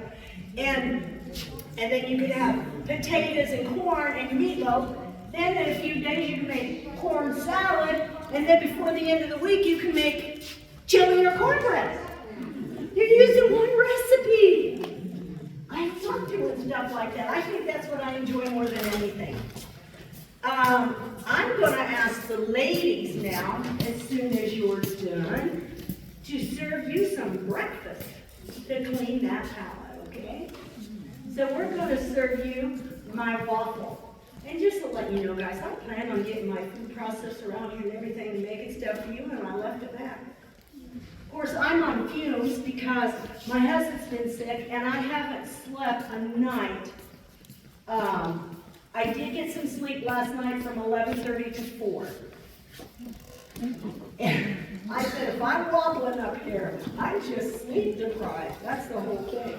And you don't probably have to do up anymore. I think we've had all of that. We're doing waffles. You're doing waffles. Is that what you want? I want you to do them waffles.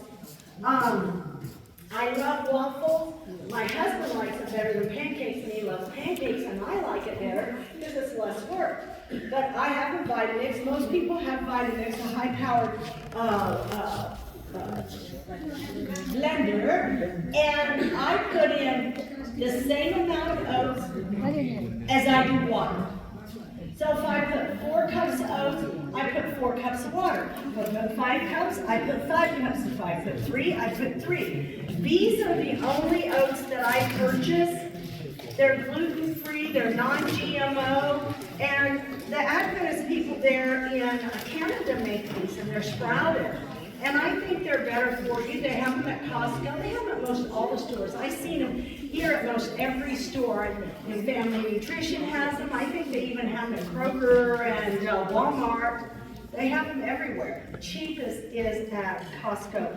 They're on sale right now for $7.46 for this big bag. So I buy like 5 of them. But I take the oats. I take a little honey if you want honey. I take 4 dates or 5 dates, however sweet you like it. I put a teaspoon of salt. You have the recipe. And what else do I put in it? Look up the recipe. Oats, water, apple. Apple. You don't need to put applesauce in it. Applesauce is already processed in a way. You know, it's cooked down. But I just cut up a small apple. I love envy. And I put that in there, blend it up really good, start pouring it in my waffle iron. And I make about 25 at a time. I'll do like 3 blenders full. And then I let it cool. I put my parchment paper out, or you can buy the pieces, and I stack them in freezer bags, and I put them in my freezer because 4 days from now, Rena was saying, man, I really wish we had some waffles. We got them. They're in the freezer. And when I get down to the last of my beans or waffles or pancakes or buns or sausages or burgers, then I know it's time to make a new batch. Okay? What you are eating on your waffle is not maple syrup. You are eating the cocoa June mixed with, Jackie, could you grab one of those jars of jam? I buy I think it's called Dalfor jam that has no sugar added. They use fruit juice. And I find it on sale a lot. I find a lot of fruit spread with no sugar in it at TJ Maxx, at Home Goods. That's okay. I just gonna pass the jar around. This is one of them that I used in yours, and I had a raspberry. I think I mixed one up. So this is what I use, and that's the only thing I put in that cocoa juice. That's it. I do it in my own here too. That's it. Then I put fresh fruit on it. When I have mine at home, my fruit's piled high. I love lots of fruit. We don't get enough fruit. Do you like that? Very good. Do you feel like if you eat whole food plant-based, you're eating like a rabbit? No. A fat rabbit. And the good thing about whole food plant-based, you don't have to weigh, measure, count calories. Because whole food will fill you up, and your body will say, I'm full, I've had enough. Most of the time, when I tested this in the very beginning, when I weighed almost 300 pounds, I ate, and then I went calculating. And I could not get over 500 calories. I stayed within that 5 or 6, so I stayed within under 1,200 calories a day and was full. Why not eat 2 waffles or 3 waffles as to eat remember my little bag of potato chips? That's the reason I do that. Yeah. Your recipe for your waffles is it? You've got the recipes, don't you? You don't see it? I thought I included it. It's the last page. Turn it over.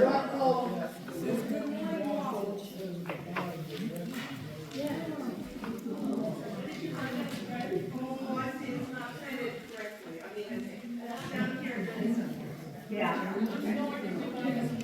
What spread? You can get that at Walmart, Kroger, Fresh Time, just about anywhere. About a year ago, they had them in huge, big jars, 2 in a package at Costco for $7.97, and I only bought 4 of them. I wish I would have bought a case. That was really, really cheap. So, are you good with the instructions on this? Okay. Palate clean, do you want any more? I got some leftover corn up here, going once, going twice. You have some, do we have more? What is this up here? I think it's beans. Oh, would you like to try the casserole I made out of those beans? Yes. Let's do it. And let's give them, Pastor, let's give them. Now, I know y'all don't need for me to make your salsa, but I'll tell you, I love my salsa made with either lime or lemon juice. And this is the fastest recipe in the world. All of it goes into the food processor, blend it up, and pour it out, and enjoy. It's down here yet. It should be on your, it should be on your recipes. That's what I was asking, it's on the recipe. Do you see salsa? No, I have it. I don't have one up there. Right there. Yeah, it's there. What is this one? A casserole. That is the Mexican casserole. That I took beans that I had cooked, that I took rice that I cooked. Now this was more of a Mexican rice. I've done it with lime rice. I've done it with rice, just plain rice. But I put the green sauce in the bottom, put my rice, put my beans. Sometimes I'll put corn tortillas in the bottom. Sometimes I'll put them in the top. Sometimes I don't put them in. I put cheese sauce on the top, drizzle a little of my salsa, a little of the green sauce, and put it in the oven with cheesy sauce on top. Now, is that one on here? Yes. Yeah. Is it called the best cheesy sauce? Yes. And that cheesy sauce has, for your ingredients, for the ingredients on the cheesy sauce, I take potatoes, carrots, celery, onions, sweet potatoes, and I steam them and throw them in the blender. If you don't put them, steam them first, it's going to be too starchy and it's going to be kind of gelatinous. It doesn't look right. And I love to roast my red peppers first. I like that charring. I think it has a really good flavor to it. Sometimes I'll use white beans, sometimes I'll use almond flour, sometimes I use Brazil nuts, sometimes I use sunflower seeds, sometimes I use Caviness-Natalie beans with no nut in it. Sometimes I mean, it's just, it depends. And then I add fresh lemon juice, salt, and onion powder. I think that's your recipe there. Blend it up, and if you've got a husband or a wife like my Rendell, you know, you can catch him in the kitchen drinking it. Rendell loves cheese sauce, and he loved his cheese before we got married too.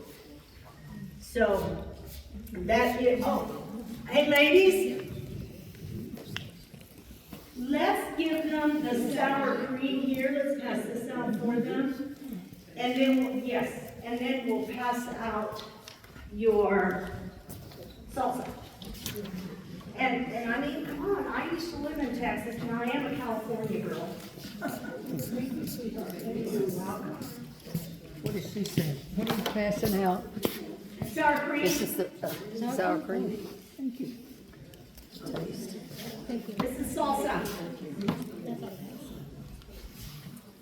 Don't you love to come someplace and just sit down and let somebody feed you? Is this not the best ever? I know, love it. Yes.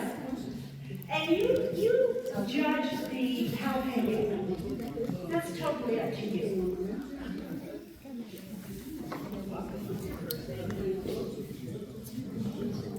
Huh? That was Rendell's job. Rendell's my chipper. He makes all the chips in the house. And what he does is he gets the corn chips and he cuts them into fours and he bakes them in the oven. You can put salt on them, you can put cheese, nutritional yeast flakes, you can put onion, garlic, whatever you want, or just plain.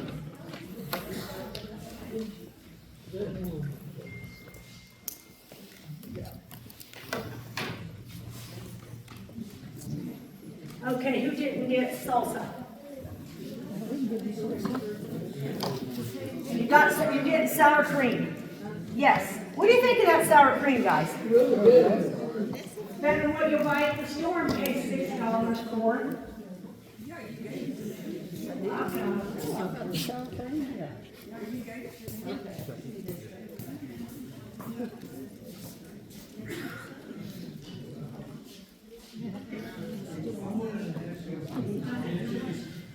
What about it?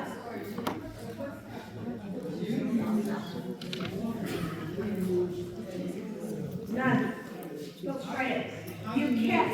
How do you make waffles without them sticking? Okay, he asked, I'm so glad you thought of that. What he asked is you make your waffles without oil. How did you do that without it sticking? Two things. Yes, they will stick like nothing. If you had pre-sprayed your waffle iron first and then tried to use it without oil. Because that oil stays there, and as each time you use it, it kind of forms this film on there. So I never spray my waffle iron, and when I do that, I don't have to. And I keep a little fork, just kind of pull it down, and poof, it pops off. Or you can use sesame seeds, and lightly put a few sesame seeds down, do your waffle, put a little on the top and turn it. If you can use a little bit of fat, that's fine. I have to lose weight, so no, I don't use it. But you can do it that way too, so that's how you do it. Does that answer your question? One more question. How hot should be? I have a Cuisinart, it's a double, and it just comes on, and when it's ready, it turns green, and when it's done, it turns green. Because I have a waffle maker that has a dial from soft to crispy. I make mine a little crispy sometimes, so I would say, do you. Try it low, try it higher. However you want yours. This tends to be a little softer batter because of the apple. I've done it without the apple and it's been crispy. So you can do that as well. All right, like that? What's your favorite so far? So, should I have fed you food before I told you you couldn't have your oil and sugar and processed foods? No. Now, the girls are back there, I think, getting the casserole that I made out of eggplant. I think your recipe calls for eggplant rolls, okay? Number one, I bought the skinny little eggplants, and I realized I didn't bring the stuff I needed, so I improvised. And you can do that in the kitchen. Just because my recipe is mine doesn't mean you have to follow it. It's a roadmap. If you want to turn left instead of right to get to the same destination, do it. Use what you like. So I took my eggplant, put them in the oven, and I got them real limp. And then I laid them down in my sauce. Now, the sauce I used, and I'll get it for you in a minute. The sauce I used was from Aldi. Aldi has a spaghetti sauce, a marinara. They have one that's I think, a traditional garlic, and then they have basil, that's what it is. I tend to like just the marinara. Sorry, my knee is really hurting. And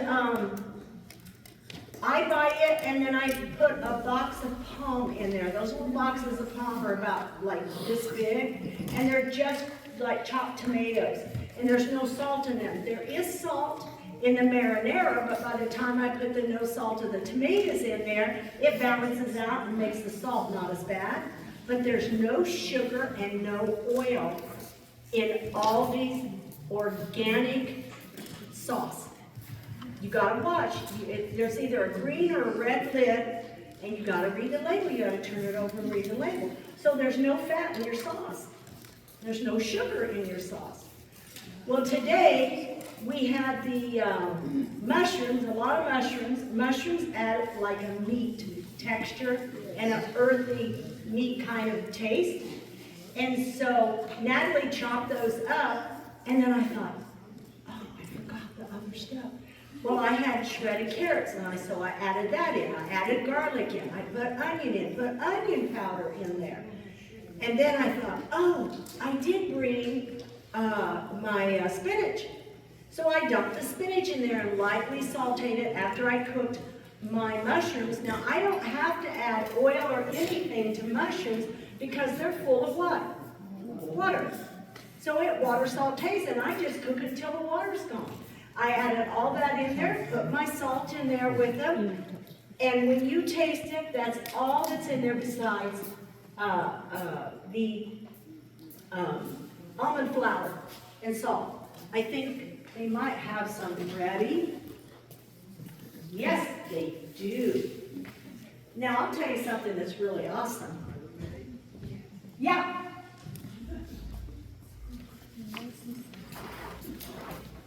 Do you want us to pass this out now? Sure. You can, I have served food at my house, and I've had people say, I thought you were a vegan. Yes, and? Well, this has cheese or what? No, it doesn't. Oh, that's the, I wanted them to taste just the sauce that's inside. Oh, okay. You can, Now or? yeah, just do this first and then you can give them this. There you go. So now this is, and let me tell you what, eggplants are so nutritionally good for you. People don't use them a lot. I use a lot of courgettes or squash.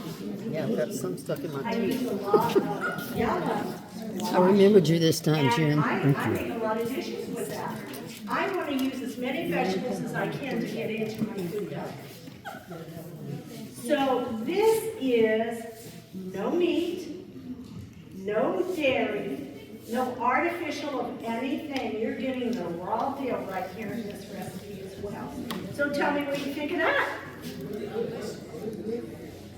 That isn't, it was an eggplant casserole. Okay? So it's an eggplant casserole is what it is.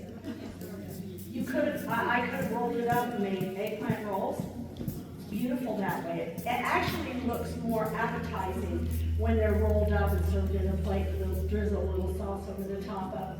But it tastes the same. It tastes the same.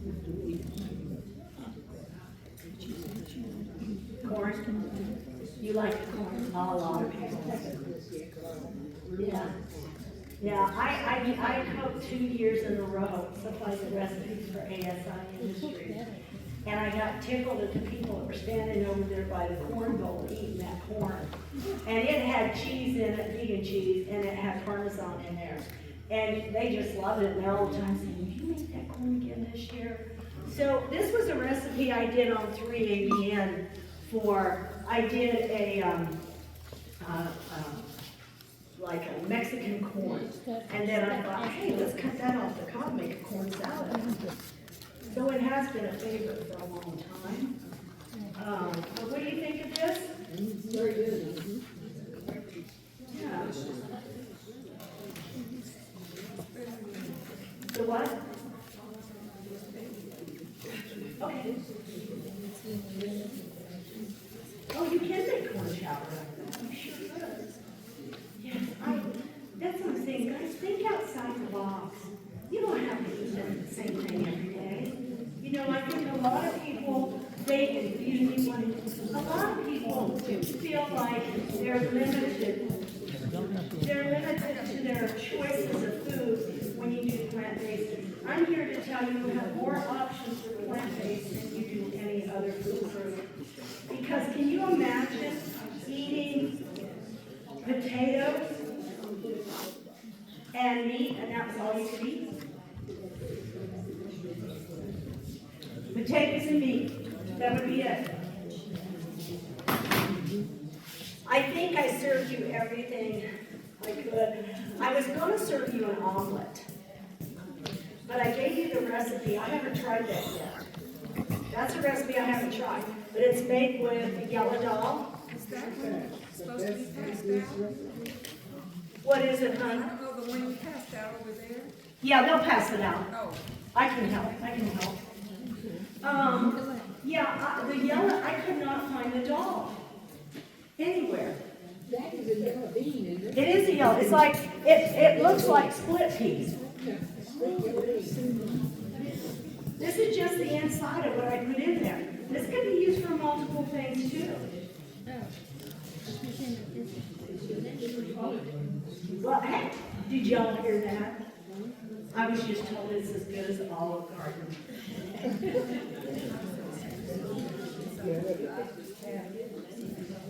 Where did I stop that over here? Yeah. This is the end of this. See? Yeah, they've got more eggplant. Did you not have any? It's right here. Natalie's got it. Natalie's got it. Any questions on the recipe? Yellow. I went and bought none beans. Green.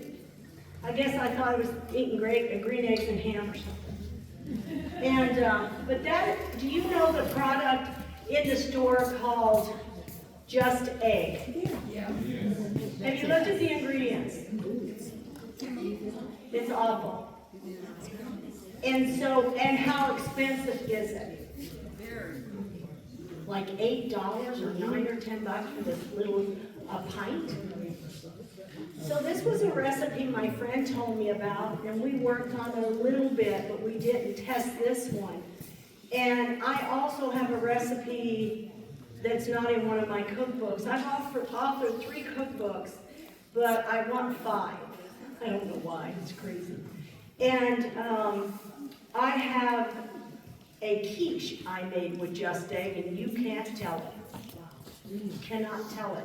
I took it over to what I call my heathen son, and I said, here, try this. And I made some for the whole family, and Sherry was out of town, I had my son's wife, and he called me back and he said, hey, Mom, you don't have any more of that quiche, do you? And I said, I do. Why? He said, Sherry didn't get any.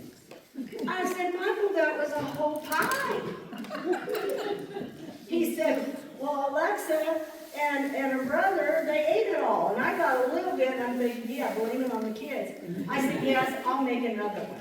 So I made another one, and they ate it. And I was surprised. He said, Mom, that's probably as close to any quiche I've ever had. And he said, I would never known it was plant-based unless you told me. So that's what prompted me to do something to make this. I could not find your beans. I could not. Rendell and Natalie drove for over an hour. They were going to have to go to H Mart or someplace up in Fort Worth. And I said, no, they've got the recipe. They can try it. The secret to it is making sure you soak it. I would soak those beans overnight. And then when you do process it, I like a Vitamix because after it gets so hot, things start to thicken a little bit. I would want that a little thick. I'd want to set it for a few minutes, just like pancakes or any of that. You don't want to pour it right away. You want to let it set a little bit. And I would take my bell peppers, my onions, my jalapenos, my spinach, anything you would put in a quiche or maybe an omelet. And I would saute it in the pan with a little water and let it char a little bit. If you've got a good pan that has coating, mine are all stainless, so it just burns there.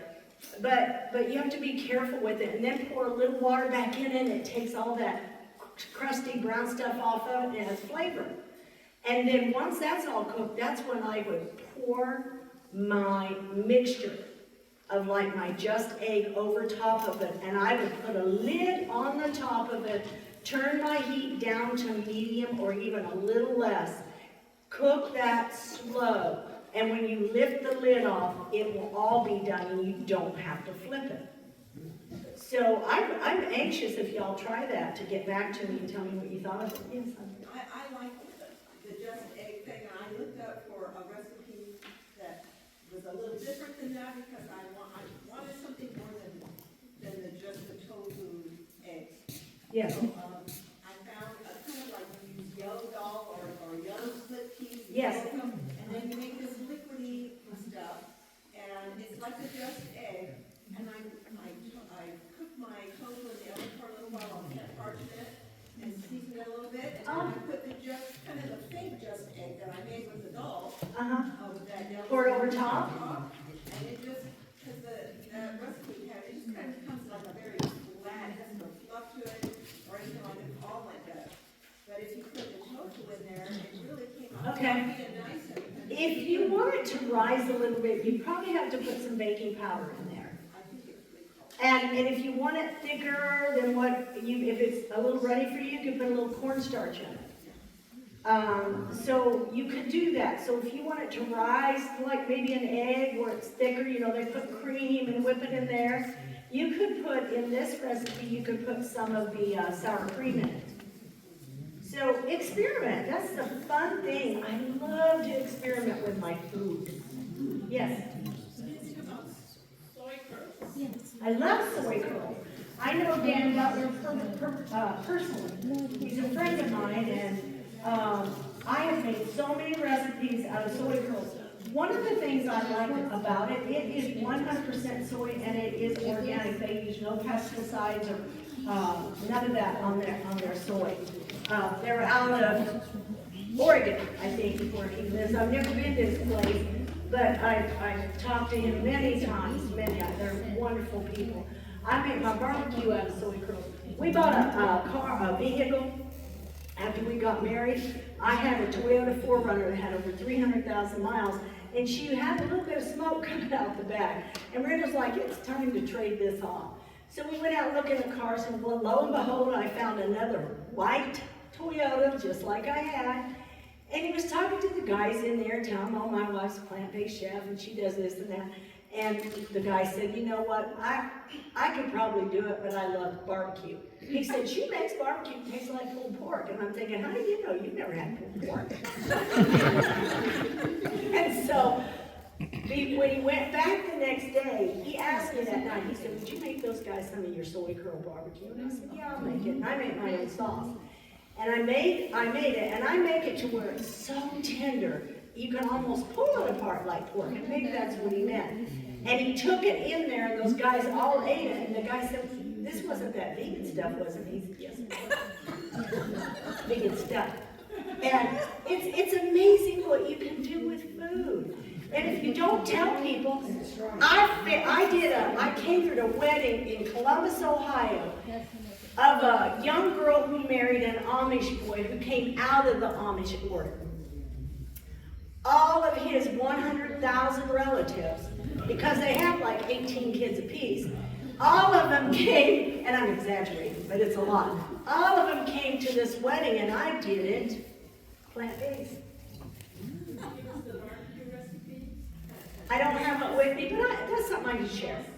And they all came, and I made lasagnas and dressings, all kind of stuff. And these are some hardcore cooks, you know. Let me tell you what, Amish people know how to cook, but it's hard for them to cook without lard and more lard and lots of fat. That's what they cook with. And I was a little intimidated, to be honest with you. And I told the kids, I said, I hope they like it. And they said, well, we think we're going to tell them first. And I said, no, don't you even think about telling them first. Let them eat it. If they don't have an allergy, let's put, do you have an allergy? And if they do, I'll make something similar without, because I'm a specialty chef. I cook for people with allergies, and I create recipes for people that have allergies. So I said, no, we'll do that. Well, there was no allergies. Probably they thought there was an allergy to dairy-free, but they ate it, and they begged him to take the leftover food home with them. They wanted to copy it. They could have. Well, they didn't know. They didn't know. Then, finally, I told them, he said, this is Melody. She's a friend of our family, and blah, blah, blah. She's the one that catered in there. Oh, like, yeah, this is really good. And he said, but she has something to tell you. And I said, well, everything you ate today came from vegetables. I said, nothing had a mother or a face. Everything was plant-based. And they're like, oh, that's okay. We don't care. But especially men. Guys, you are the ones that are hardcore. And I served men food, and they kind of got a little mad when they found out that it was plant-based. And they said, you know, I don't like to say, way you treated me, little gal. It was real good. So when I invite people over to my house, I have a story. Where's Alvin? I have a story. Rendell and I got married. They found out what I did, and Rendell invited Julie and Alvin over to our house. And Alvin told Julie, Julie's like, what are we going to do? And he says, well, why don't we eat before we go? Because that woman cooks everything plant-based. She doesn't use any cheese or anything. And so they did. They ate. And I made a lot of food. I don't ever make a little food. And they come over and ate dinner, and they picked around in it. And I had oat burgers, potato salad, what else? You had your corn salad. I think you had a little leftover chicken salad you put out there. I put about everything out there. It was a buffet. The table was covered with food. And they sat there and picked around. Well, I didn't know they'd eaten. No, we didn't. Huh? We didn't eat. Oh, you didn't? Julie told me that would be rude. It was, Alvin. I know you did. I've eaten some good vegan food, and I've eaten some that I wouldn't go back for on a dare. And I was kind of afraid to go. But it was good. Yeah, I forgot what it was exactly. And he told me about 2 years later, sitting in this room eating Sabbath lunch, the story, and he said, I told my wife, he said, I made a promise I would never become plant-based or vegan. And he said, and that woman, that's my name, that woman, made us food, and he said it tasted good, and I said, I can do this. So praise the Lord. Yes. I was one person in a seminar in Fredericktown, Ohio, that, I don't know if some of you know who Ron Howard is? Yes. Mm-hmm. Mark Howard, and they're all, they work for the General Conference. They used to work with some other evangelists, but he was our pastor at the time before he went to Michigan. And I went to this cooking class. My then husband had 3 or 7 of his, I think he had 11 heart attacks total. And he would not change his diet. He would not change his diet, period. And I took him to that cooking class with all the diseases I had, plus severe obesity. And it changed me. One person out of that class, and I have done cooking classes, written cookbooks, and I left the corporate world making a 6-figure income. And when I left, I said, Lord, if you'll help me and you'll give me my health back, I will not say no. If somebody comes, asks me to do something I'm able to do, I will do it. And then the church called me and said, hey, would you come over and do a seminar at our church? And I'm like, oh, Jesus, please, no, I have to get in front of people. I can't do this. And I was in the bathroom with the first, in Coshocton, Ohio. I was in the bathroom before I had to come out. And I said, Lord, I've got a dress on. If I faint, just make sure I don't show anything. And I was hugging the toilet. I was down on my knees, and I thought about it later. I thought, hug a toilet, Melody. You could have done anything, but you're hugging a toilet. And I'm like, Lord, please. And I finally said, can you take this away from me? Do I really have to do this? And he didn't say a word. So I went out there and I did it. I never would have believed at that time this little old gal living in Ohio would become the chef for Three Angels Broadcasting Network, would cook for, I cooked for Dr. Ben Carson, I cooked for Dr. Peter McCullough, I cooked for people all over the United States, I cooked, done work with Dr. Nedley, Dr. Markham, I cooked for Natalie's kids who get married, so when one of those boys get married, they call me and I do another cater for their wedding. And do you think that would have happened had I never went to that cooking seminar? God took this woman and did all that. I would have never believed the road I've traveled down. And then I met Rendell. I think that's the most wonderful thing in the world. It is. He's a wonderful man. I love him dearly. He's a good man. He has worked in this ministry with me now. And when I prayed for God to put a man in my life that he chose, because I didn't do a good job at all. And I said, Lord, I just want him to understand what I do. And have somebody to say, honey, where are you? Are you okay? Traveling down the road. I had no idea. When you ask God this, he gives you this. And then it's like, okay, let's go. Let's do this. And I'm like, you really want to do it? He said, yes. I said, would you play your music? There's sometimes he did concerts for Dr. Guthrie, for all kinds of people he's done concerts for. Well, he did a concert down in Mississippi. And what is the guy from It Is Written? I always forget his name. Bradshaw. John Bradshaw. And he told me there, he said, lady, I eat very few people's food when it comes to, plant-based, because it usually isn't that good. He said, this was great. He even mentioned my name one time on his program. I never expected that. I am nobody. I am just me. I am God's child. But look what he did with one person in one seminar. I've come a long way. My mother said when I started cooking, she said, and I've cooked my whole life. My dad was a chef. Like I said, he had the cow palace out here for years. He had the Western Chuck Wagon in town. Growing up as a girl, my dad made donuts for all my classmates. When I was a little girl in first grade kindergarten, they thought I was just wonderful because my dad made donuts. So I grew up in that family, and I catered, but I went into the corporate world because made money, made a lot of money. When I really started to question my spirituality and my relationship to the Lord, I thought, what am I doing? I've got one foot in the world and one foot in church. This is crazy. And I started going back to church, and I asked the Lord, Lord, if this is where you want me to stay, I'll stay. If you want me to do something else, I can do that. I managed a Verizon store in Mount Vernon, Ohio. And I did the hiring process, and it was just amazing that one day God just said, you're done. And I walked away. She said, Melody, do you miss the money? I said, no. I didn't. At that time, I went 4 years without medical insurance, and I never was sick, not once. Every time I did a seminar, I never charged a church a fee.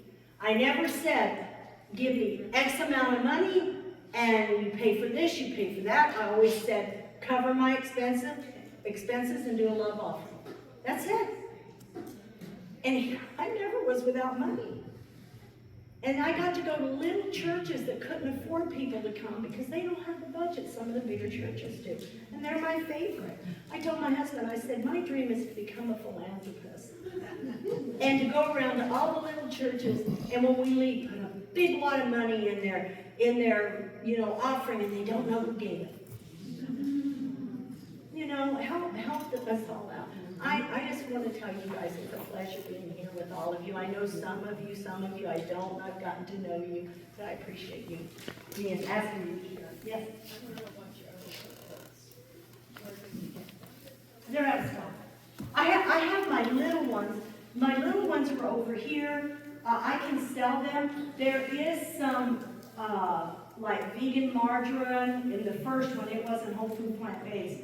And there might be some vegan cheese in there. I just eliminated it. Seriously. It's called Simply Yummy. And the second one was Simply Yummy Creations. And the third one was Simply Yummy. She has them all. Jackie's got them.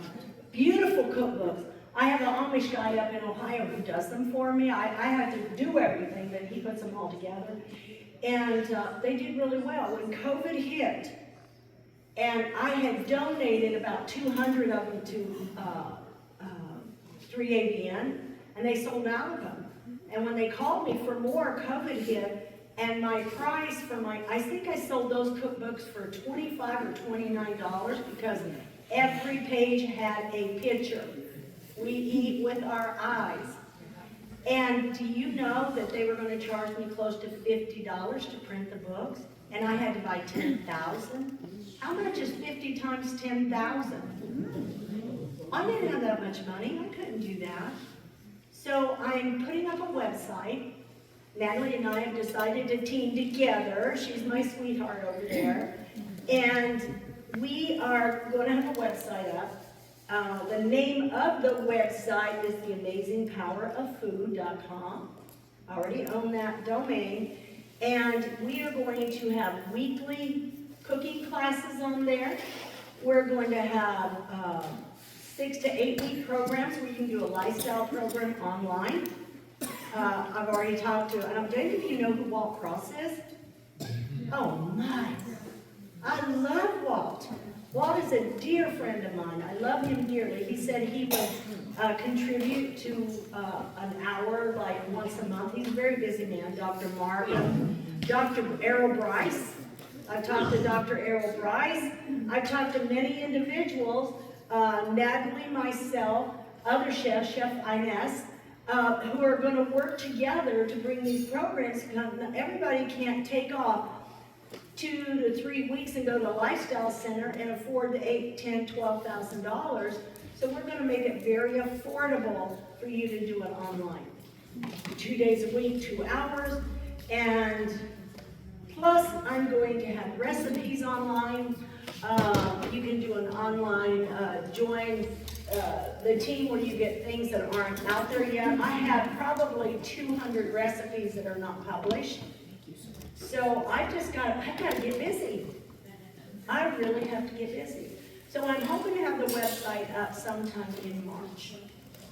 So hopefully that helps you. Anything else? I don't know, what time is it? Oh, I did good. I don't want to keep you too late. Why don't we end with a word of prayer? Father God in heaven, I come to you again, your child, and I'm so thankful for all that you've done for me in my life, Lord. Even though I'm undeserving, you've been so good. And Lord, the people who have come to these meetings over the past 3 days, they might have learned something. They could probably teach me something, Lord. Whoever they are, whoever's been here, coming or going, I pray for their blessing, Father. And may they take this information home. And maybe this isn't a kind prayer because I want the Holy Spirit to just keep nudging them and nudging them to let them know there's nothing they can't do.